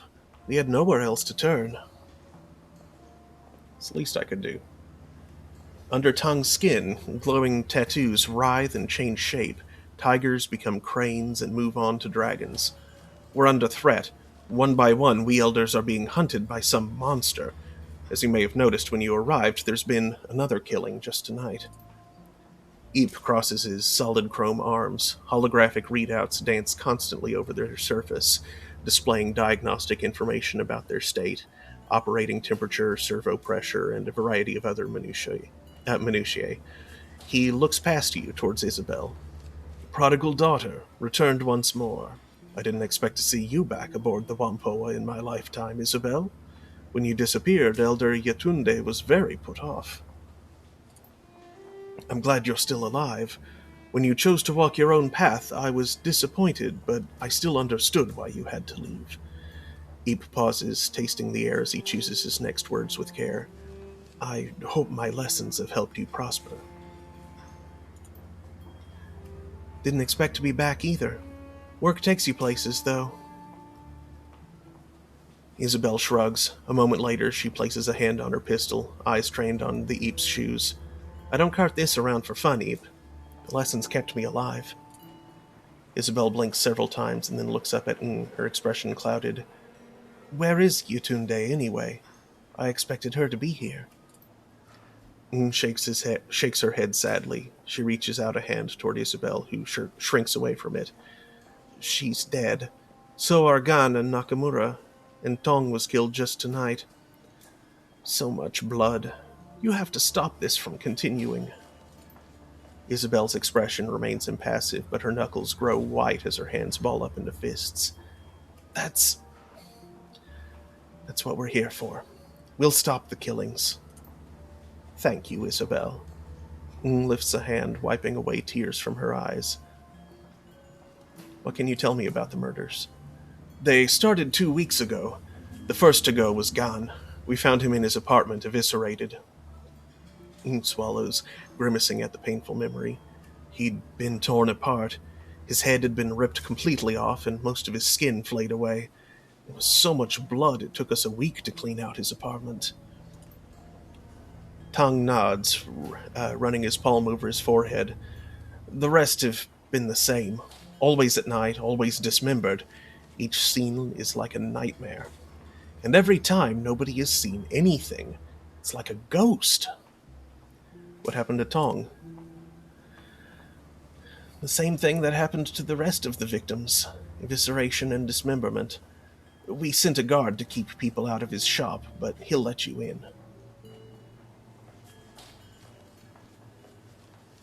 When did he die? Sometime early tonight. He'd locked up his shop, but Ip stopped by to ask him about some skill chips he had. The door was unlocked, and inside... lifts her hands helplessly. She opens her mouth, but no words come out. Seeing Ng's inability to continue, Ip takes over. Inside looked like a bad horror sim, just like all the other murders. It had to have happened after sundown, because I saw his shop was open when I was on my way to get some noodles for dinner. Why didn't you call the police? The Hong Kong police force isn't welcome here. They've tried to force us out several times before, or come hunting for someone to pin a crime on. We do a lot of favors for local gangs and triads, handle their Matrix security, fix up their gear, and make sure they have access to the Hong Kong Shadowlands hub. We are too valuable a resource for them to lose, so they protect us when the HKPF or anyone else decides we're an easy target. They handle our physical security, and we make sure to send the message via the Matrix. The last time the HKPF made trouble, we started airing the Assistant Chief's dirty laundry over the TRID. They got the picture and backed off. Have you made any enemies lately? Shrugs helplessly. Not that I can think of. We keep to ourselves. We buy and sell technology. We're not mercenaries or criminals. We're merchants and deckers. And even if someone was cheated in a deal, this kind of response is unthinkable. Whatever did this, it wasn't human. The violence and savagery, it's a monster, whatever it is. Plenty of metahumans are monsters too, and just because it's horrible doesn't mean it's supernatural. What do the Wampoan elders do? Isabel snorts derisively. They make the rules and kick people out who don't obey them. They're a bunch of petty tyrants, that's what. You're being unfair, Isabel. Our laws are for the good of the community. Tong turns to address you. We keep the Wampoa and its residents safe. We review trade agreements with outsiders to see if they're good for the community. We provide a guiding vision, like a town council. I can respect that. I'm glad you understand. This community is fragile, and the authorities bear us a lot of ill will. A single misstep could spell our end. I am the invoker of sprites. I commune with the spirits of machines, ask them for blessings, and pass those blessings on to the people here. I heal the sick and ensure the feng shui of our habitats is as good as it can be given our confines. She's a shaman, that's all. She's just got some kooky spin on it. Claims her totem is some kind of all-encompassing machine god that lives in circuitry. Isabel pats her deck, looking at ancient gods and ancestors are one thing. My deck? It's mine. I built it. The only spirits it's got in it are the ESPs I loaded up with. Gives Isabel a look of deep sadness. Just because you cannot see or touch a thing does not mean that it does not exist. Just because you do not believe in it does not mean it does not protect you from afar. I can't touch programs either, but at least I can prove they have an effect on the physical world. Your superstitions are just that. Bullshit. Isabel glances at you, jerking a thumb toward Tong. This guy treats drones like they're living things. What exactly do you do, Tong? Tong extends his arms, palms up, as you watch the tattoos therein shift into a complex mathematical formula. I am the first and glorious servo. I study patterns, repair machinery, and teach others how to attune themselves to the wonders of automation. The blessed Autofab is my shop and purview, where we make the drones we use and sell. As for me, I serve the resplendent voltage spike. It smiles crookedly. That means I shoot people who try to screw with us. It's a fancy title for head of security. That's all for now. It might be wise to ask the residents of Wampoa Garden if they've seen or heard anything after you've gone to Tong's sensory carnival. They may have seen or heard things we have not. Good to know.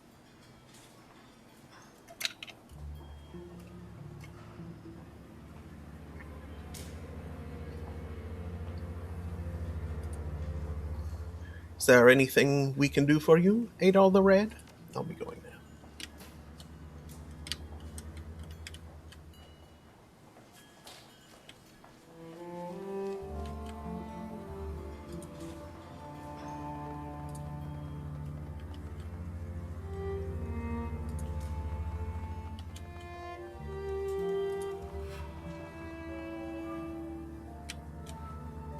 fashion shop.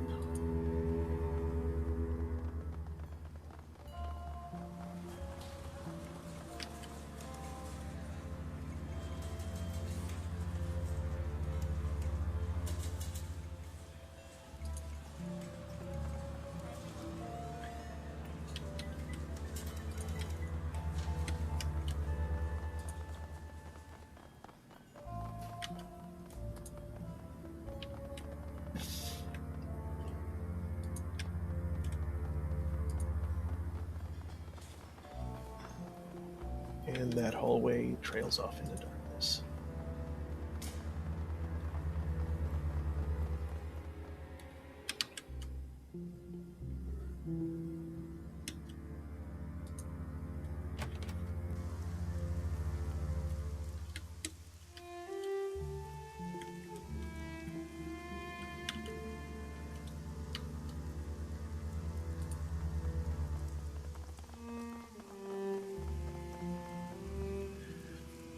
Porter Lamb, at your service. The elders told me that you'd be coming.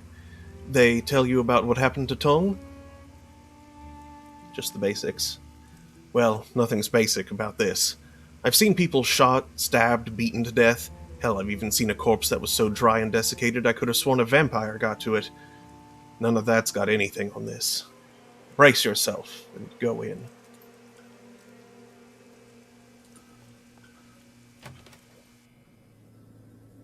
Ooh. Tong's Sensory Carnival looks like a scene out of a B-grade slasher sim. The cloying scent of incense hangs thick and pungent in the air, emanating from the small shrine in the corner of the shop. Unfortunately, it does nothing to cover up the reek of death and clotted blood.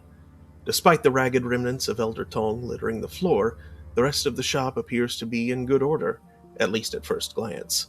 Nothing is broken, tipped over, or otherwise ransacked. As you're about to step further into the room, you glance at the ceiling and walls. The blood from Tong's body isn't just confined to where his remains lie. Drying blood is spread about the walls and ceiling as well.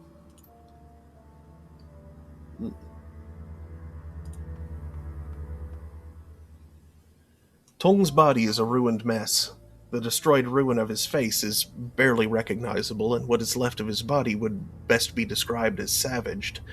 All of his limbs have been torn off, and a pile of flayed skin lies next to the remnants of the Wampoan elder. The Wampoan's clothing has all but been reduced to rags and tissue by cuts and tears, apparently sustained during the flaying. At this point, the only thing holding what's left of his body into a semblance of human form is the hair-thin fiber optics of his cyberware. Gobbet puts a hand over her mouth, speaking in an uncharacteristically serious tone. Sweet heaven, Adol, I haven't seen anything like that since Auntie Wong tried to stash some cred sticks in a devil rat's nest. It takes a lot to turn my stomach, but we sure have a winner today. This is seriously messed up. I'll second that. This isn't a murder, this is more like, I don't know, a feeding frenzy. If it weren't for the skin, I'd say Tong stepped on a goddamn mine or something. I've got but to sense the body. You're the boss. Man, this is going to be unpleasant. Gobbet closes her eyes, taking a deep breath. After a moment, she opens them again and makes a strange grunting noise. There's no fear here, Adol. No anger, either. Just this kind of satisfied feeling. Tong never saw it coming, and whoever did it was professional about it, which is pretty odd, because nobody's professional about eviscerating a body, as far as I know. You mean the murder wasn't some kind of animal attack? I don't know why the killer was after Tong, but it definitely wasn't any kind of mindless creature, or even someone particularly passionate. It was somebody who planned this and executed it, and was glad about it. I don't know, it kind of feels like it was just business as usual. Leave the body alone. Bloody wall. The walls are covered in splattered and smeared blood, most of which has hardened into a crusty, congealed paste. Thick tracks of it run laterally. It looks like the blood has been deliberately smeared. Hey, Adol. I don't know a whole lot about science or all that, but I know what blood looks like when it hits a wall. This isn't natural. Somebody deliberately smeared blood all over these walls. See how it looks like it's got paint trails? That's because somebody used Tong's parts like a brush. So they painted his walls with blood? Why? Do I look like a psychologist to you? Maybe because they're a freak. Maybe they're one of those sick serial killers that sees their murders as art. I got no clue. All I know is what normal blood looks like on a wall, and this ain't it. Some people have a bad grasp of art. I knew this guy in Kwandong who used to make music out of stray radio static and panic button calls. Called it Crisis Wave. It was awful.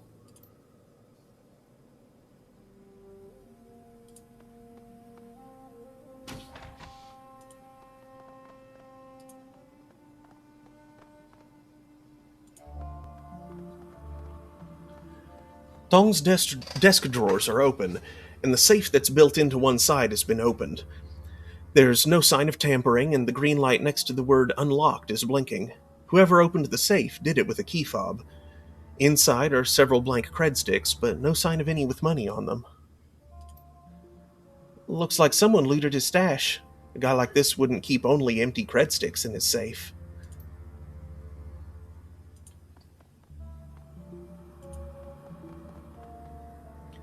This is a Yamaha 95000V SimSynth, a device for mixing and mastering SimSynth chips. Several drive bays are empty, and all of the chip jacks are empty. The screen is flashing a repeated error message. Warning, requested files cannot be found. Please return drives to bay and try again. Isabel debugged the SimSynth. Isabel rattles out some commands on the SimSynth's keyboard, stepping away after a few seconds with a look of satisfaction on her face. There, I've put the drive warning on suspend. It's in diagnostic mode only, though. Maybe we'll learn something. Maybe not. Yamaha SimOS 5.23 System Diagnostics Check. Memory, OK. Drive, error. Assist bus, OK. Beginning core dump. Please wait. Isabel studies the screen in detail as letters and numbers scroll by. Looks like Tong was cooking some BTLs here. He's hacked the peak controller output cutoffs. The delta levels on sim chips are usually about 4 to 5, 6.5 for CalHots. His delta peaks are pushing 12. That's brain-burning territory, Adol. And all the drives and chips those BTLs were stored on are missing. I never liked Tong, but it wasn't because he was a bad guy. I just didn't like any of the elders. But if he was cooking chips at Delta 12, maybe he burned somebody he shouldn't have. Maybe they flipped their lid and came after him. Or a relative did. Isabel gives you a serious look, tipping her head at the synth. The metahuman brain can't handle this kind of output. It'll shut down after a few of these.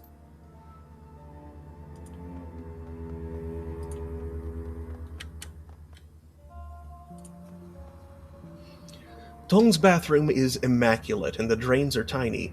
Whatever killed him didn't exit through here.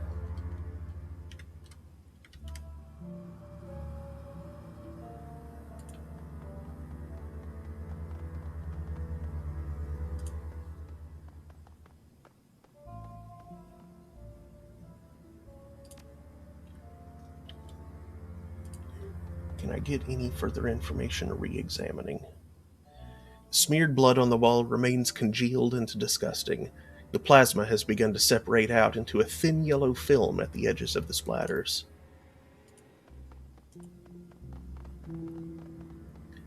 Tong's safe still hangs open, the green unlocked light blinking softly on the side panel.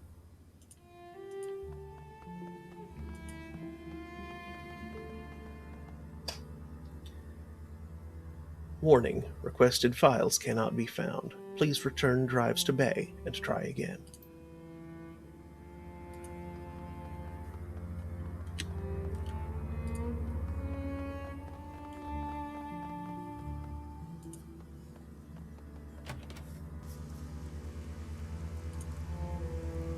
Hey there, need something else? Looks like somebody went through Tong's things. Has anyone else been inside? Not since I've been here. But before Eep found him, could have been anybody, really. Eep had a key to his place, but the lock's total crap. Anybody half decent at cracking maglocks could have gotten inside. What's missing? His BTLs, hard drives, and cred sticks are all missing. Sounds like the killer looted his place to me. All this talk of monsters. Yeah, sure, there are scary things that go bump in the night, but most of the scary bumps I hear are from handguns and gangers. What do you do around here, Porter? It's a catch-all category, I guess. I work for Elder Eep. It's a bit like being a deputy. I make sure people don't break the rules, protect people who need protecting. Mostly, I just do whatever Eep asks me to. It's a pretty quiet job most days. Today's not one of those days. I also handle a lot of maintenance. I don't actually do the repairs, but I've got most of the keys. It makes it easy to ensure only authorized people get into sensitive places. Electricity goes down, I let in the electrician who fixes the wiring. Toilets clogged, I let in the drone guy who opens it back up. See you later. Zippy.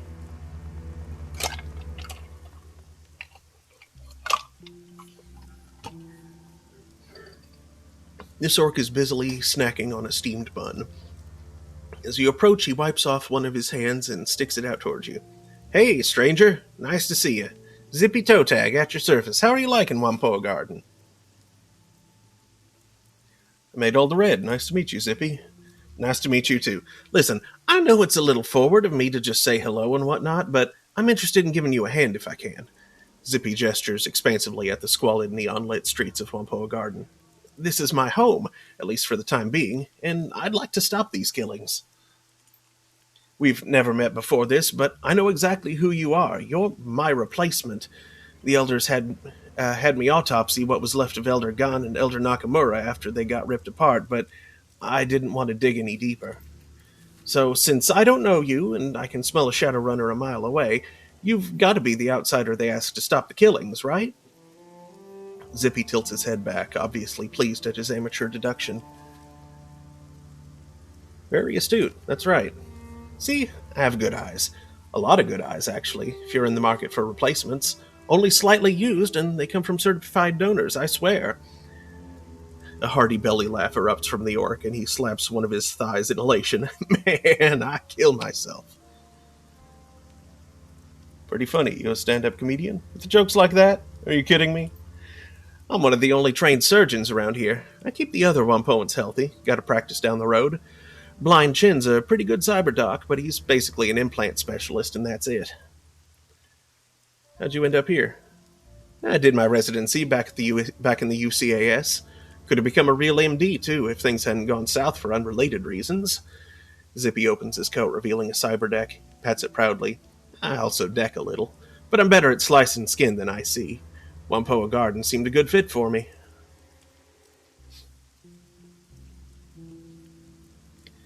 Must have a lot of customers. That's the chip truth. I have to charge to cover my costs and eat, but it's damn near free service. There's always a waiting list, but it's good, honest work. I like helping my neighbors and the community. We all look out for each other. Somebody messes with one of us, they mess with all of us. That kind of community is rare as gold these days. How many places have an ethos like that? Not the damn corpse, that's for sure. I've lived a lot of places, done my fair share of Shadowrunning, but this place is special. It's been a long time since I really felt like anywhere was a real home. Zippy looks off past you toward the Wampoa Garden streets. His expression grows wistful, like he's remembering something from a long time ago. I'm sure I'll move again, but not for a while. I'm done with this city or these people. I'm not done with this city or these people. So is it fairly peaceful around here? For the most part, other than these killings, we don't have much by way of problems. We do information security for the triads, and that makes us fairly impervious to anyone who wants to start trouble. Anyone starts something, we hit him in the Matrix, while our triad friends hit him in meat space. Some small-time gangs have tried pushing in here before, but they backed off when they figured out they weren't just picking a fight with Tong and his guys, but with the Red Dragon and Yellow Lotus. They got the message real quick. What was left of them, anyway. Let me ask you about Wampoa Garden. Sure thing. What do you want to know? What are your thoughts on the murders? There's a sharp intake of breath as Zippy shakes his head. Pretty gruesome business. Gon died from a broken neck. Looked like someone had wrenched it around, and his arms and legs were cut off. Some skin flayed away, too. Nakamura had his throat ripped out by someone with pretty sharp teeth. At first I thought it was a devil rat, but the teeth marks were all from something with a humanoid jaw. I didn't look at Yatunde. From what I saw at a distance, it was the same story. Didn't seem much point since I'd seen it twice already. As for Tong, from what Porter told me, it was Gan and Nakamura all over again. You take a look at him yet? Yeah, it's the same as you described for the others. Zippy shakes his head sadly. Damn, I like Tong. The BTL business is unsavory, but the man had to eat, and his regular Sims were great. Generally all-around nice guy, friendly with everyone. Never had anyone mad at him. There ain't no justice, let me tell you. What can you tell me about the elders? Zippy laughs, shrugging. Well, they're an eclectic bunch, that's for sure. Where to start? It's the spiritual leader here. She's the voice of the Wampoans, I guess. A lot of her close friends are really more of followers, since she's something of a priest for the machine spirits. Maybe it's a cultural thing for people who grew up here, but it's never called to me. Still, she makes a damn fine pot of tea. Eeps the muscle and has an encyclopedic knowledge of cyber and BioWare. Definitely a good guy to have watching your back. Not too friendly, but you know how it is. You get a lot of cyber, people start wondering if you'll tear their arms off. Zippy makes a chopping gesture with one hand. He's got moves straight out of Blood Carnival 3 The Reckoning. Terrible movie, but great fight choreography. What about Tong? I don't know much about him, but I think he's got some kind of fetish for automation. Found him cooing over some trids of automated delivery drones in a warehouse once. He works with drones, has a shop called the Blessed Autofab. He was raving about the efficiency of the movement patterns or something. You already know about Tong.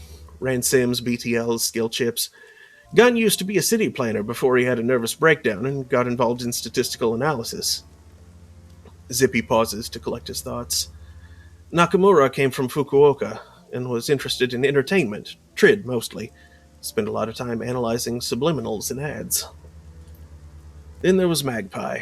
She was the chief decker, hot as hell against IC, and built her own hardware. Salty old woman, though. Never met anyone who was quite as shrill or nasty when she was mad. She was mad most of the time. Wait, nobody mentioned Magpie to me. When did she die? Yeah, she didn't. Maybe a month ago, she just up and disappeared. I went to her shop one day and she just wasn't open. Nobody's seen her since. Kind of pain in the ass, too. She owed me some new Analyze software she'd picked up. I've never heard of Magpie either. She must be one of the newer Wampoans.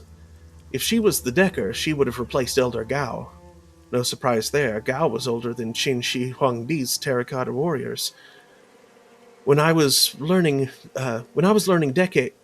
decking from him, he could barely get out of bed. Still as fast as hell in the Matrix, though. How can you be new and an elder? Isabel rolls her eyes. It's a stupid name. It doesn't actually have much to do with the time spent in the community. That has something to do with it, sure, but it's mostly about how skilled you are, how good your connections are, and how much you can help everybody else. Should have called them experts or something. Bingo! That's exactly it. She was only here for about 3 years, but she knew a lot of people all over the Matrix, in Shanghai, in Beijing, all kinds of places. That plus her skill, meant she was a shoo-in when Gao died. Why would she disappear? No idea. One day she was here, the next, poof! First I thought she was just on vacation, since she had mentioned wanting to see the Kingdom of Hawaii someday, but it didn't feel right. She would have at least told me she was leaving. Seems mighty suspicious to me. Nobody else seems to care what happened to her, probably because she pissed them all off so bad.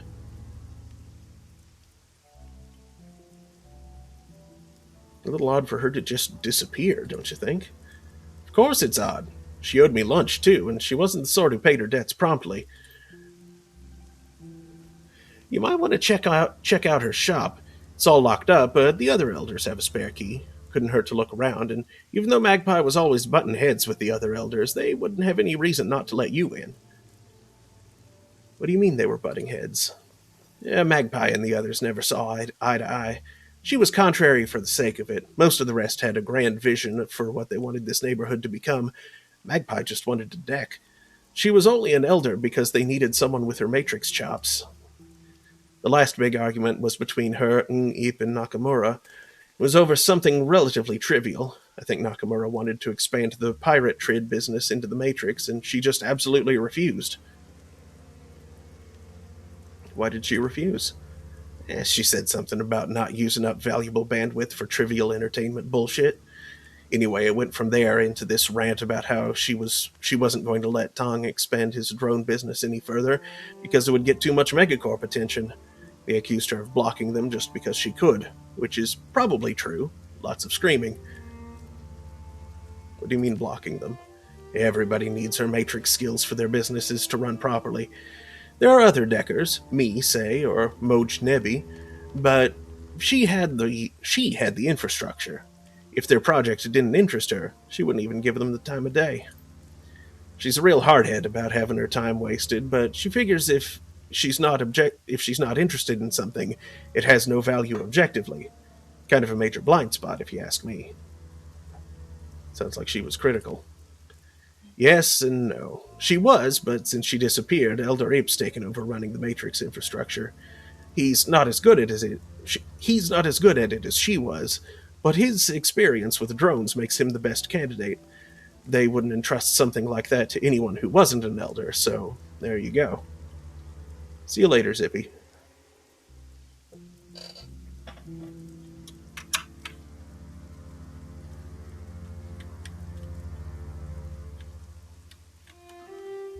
Okay, what else can I find?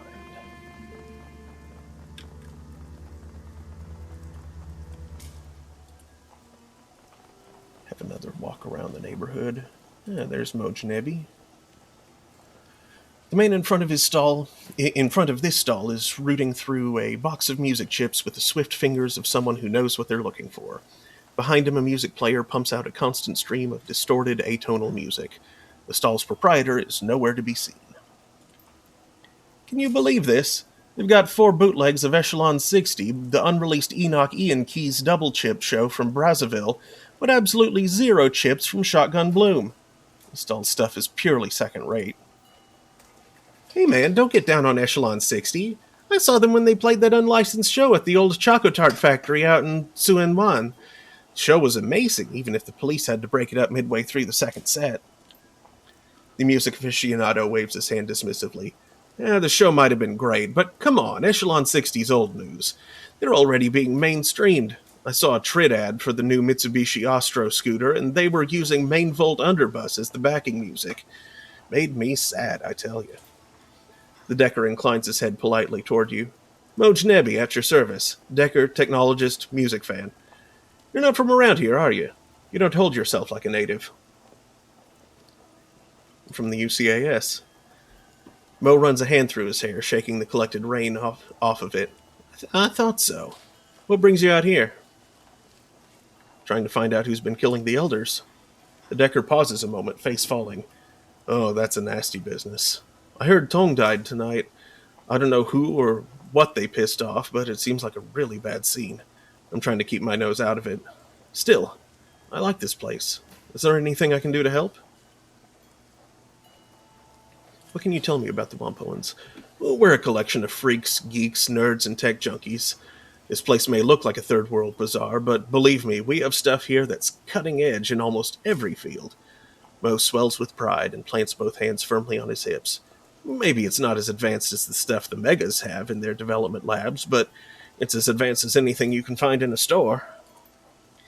People come from all over the world to buy and sell here, and work out deals for big shipments.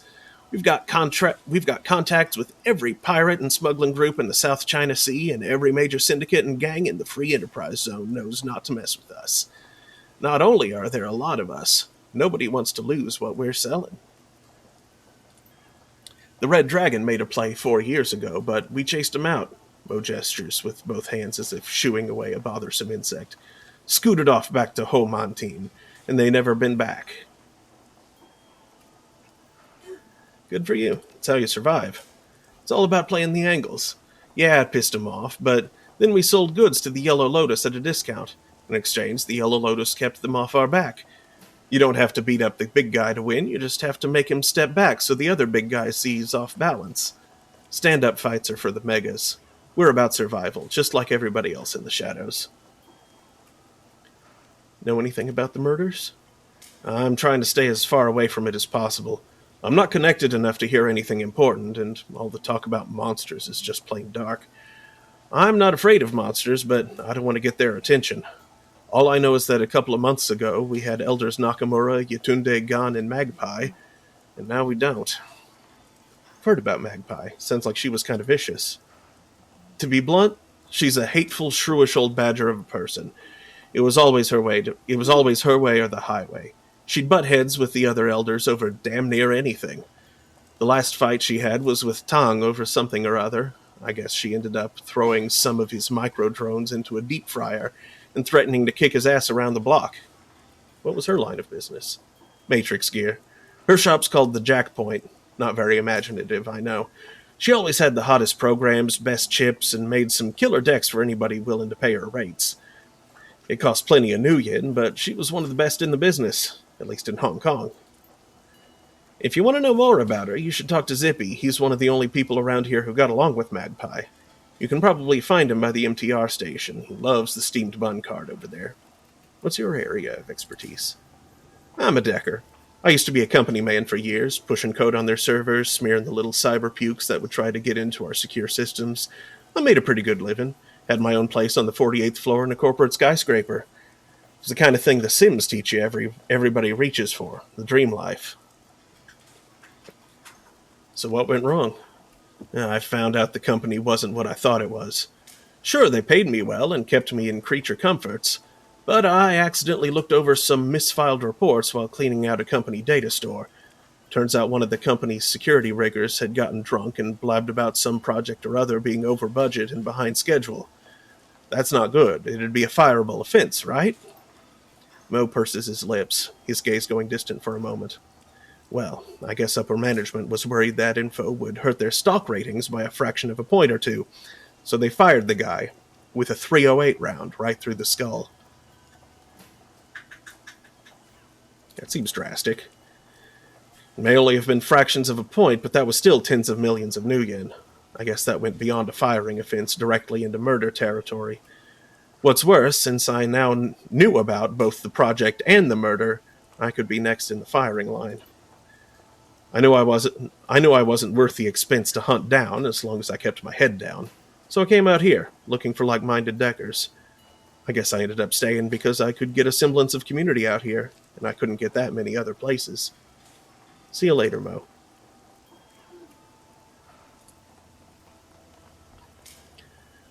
An imposing troll stands in front of a stall overflowing with weapons of all sorts. Pistols, rifles, and even brass knuckles overflow onto the rug around him. Ho there! You look like a man who understands the value of self-defense. Breaker Hui at your service. And I can promise you I can help you defend yourself. What do you say? Want to take a look? I'm more interested in information. Yeah? Tell me what you want. Maybe I can help you out. Know anything about the murders? Just that elders have been getting hacked apart. I've tried to stay away from it all. No sense painting the crosshairs on my own forehead, right? The troll shrugs indifferently. I'm nobody important, and I aim to keep it that way. What are your impressions of the Wampoan elders? I can't say I associate much with them. They organize big trade deals with the Lohojoa pirates, the triads, and legitimate businesses. They tell us if somebody's been blacklisted and dispense justice when someone breaks the rules. Beyond that, they leave us alone, and I leave them alone. I'm just not important enough to register on their radar. Know anything about Elder Magpie? Never met her, thank God. She ran with the Deckers mostly, since she dealt in chips and software. I heard she was hard to work with. I think the phrase I overheard was that she shrieked like a harpy with a fresh corpse. I don't know, you should ask Zippy, though. He's a sharp one with a deck, so he'd know her better than most. Aside from Tong, who slings the BTLs around here? The Red Spear Gang. They run up in here sometimes, but don't cause any trouble. Check out the parking garage south of here, though. They usually hole up in there. Step light, though. If they don't know you and you cop an attitude, they'll put you in the ground. Funny thing, I heard there was a shootout with some Hong Kong police in the garage a month ago. I was away in Beijing at the time, so I didn't see it directly, but everybody was talking about it when I got back. Why's that funny? Because we don't get the HKPF in here most times. We shoot at them if they try. Every time they come in here, it's bad for us, because they're always looking for a scapegoat. Why would the elders let them in? Nobody knows. See you later.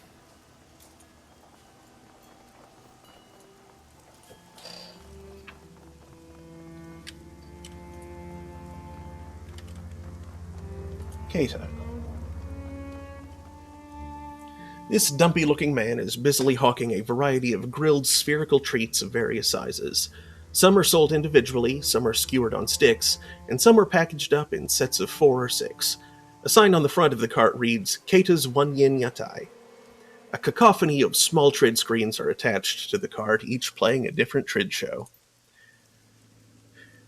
Interest you in some dango? Takoyaki? Maybe a nice nikuman. That's a pork bun with a Japanese twist. Any kind of tasty Japanese treat you can imagine, I've got it. Maybe some curry fish balls are your speed. Keita will give you your heart's desire, providing that desire is on my menu. Let me have some dango. I actually am hungry. Your wish is my command, good sir. Keita deftly pulls one of the dango sticks out of the cart and drops it onto the grill. A small robotic arm slides out from the cart and begins turning the stick until the balls of rice flour are a toasted brown color. Lifting them from the grill, Keita dips the entire stick in a tub of sticky brown sauce before handing it to you. The snack has both a sweet and salty flavor, reminiscent of sesame seeds and soy. The balls inside are pleasantly warm and surprisingly chewy, a bit like eating raw dough, but without the attendant chalky taste. Keita leans back, studying you intently. The trid projections from his cart cause his face to be lit in a constantly shifting array of rainbow hues. So, what brings you to Whampoa Garden, my friend? Somehow I doubt it's just the street food. Looking into the killing of the Whampoan elders, Keita shivers, wrapping his arms around his body. I've been hearing a lot about that. Haven't looked too closely, though. It's just none of my business, you know? What can you tell me about the people here? We're tech heads, deckers, riggers, trid pirates, and everything in between. If I had to define this place, I'd say it's Asia's mecca for people like us. As for the elders, I can give you the basics. I'm a small fry, so we're not exactly on social terms. Some kind of crazy tech witch. She summons up spirits and casts spells, and works as the spiritual center of the tribe. She's a lot craftier than she seems, too. She has this mother-to-everyone act going on, but I've watched her manipulate people into doing all kinds of stuff they wouldn't normally do, and they thought it was their idea the whole time. Magically, you mean? No, I don't think so. She's just really good with people. Ip's a killer, addicted to cybernetic implants. He always has to have the newest and freshest gear. Funny thing is, I've never seen him fight. I kind of get the impression he's a coward. He'd rather let one of his buddies handle a problem than do it himself. All I know about Tong is that he loves drones and does a little decking. Frankly, I find him kind of boring. All he talks about is neural networks, dark knowledge, and evolution of machine learning. Like I said, boring. What's with all the trid screens? Keita beams and gestures excitedly at them. You like them? I love trid operas. Chinese, Korean, Japanese, Indonesian, it doesn't matter. This way I can watch all of my favorite shows without missing a beat, and I can work at the same time. Pirated trid is my other business. I rip the streams in the Matrix, tap right into the corporate feeds, and resell them on chip out here. Keita's face falls a bit, and his enthusiasm wanes. I wish it could pay the bills, but my food cart's a lot better at that. I don't know why, but most of the other Whampoans seem to like Sim over trid. They don't know what they're missing, though. One episode of 1,000 Cranes of Autumn, and they'd be hooked for life. I'm just at the point where Orin has confessed her love to Takayama, but he's got to get his mech suit out to the front lines on Mars, so he can't be with her. Downright heartbreaking, I tell you. Sounds like an interesting show, all right? Eyes twinkling, Keita leans forward with breathless excitement. Oh, you have no idea. 312 episodes chronicling a noble mech pilot and the tumultuous love affair he has with the space station governor's daughter.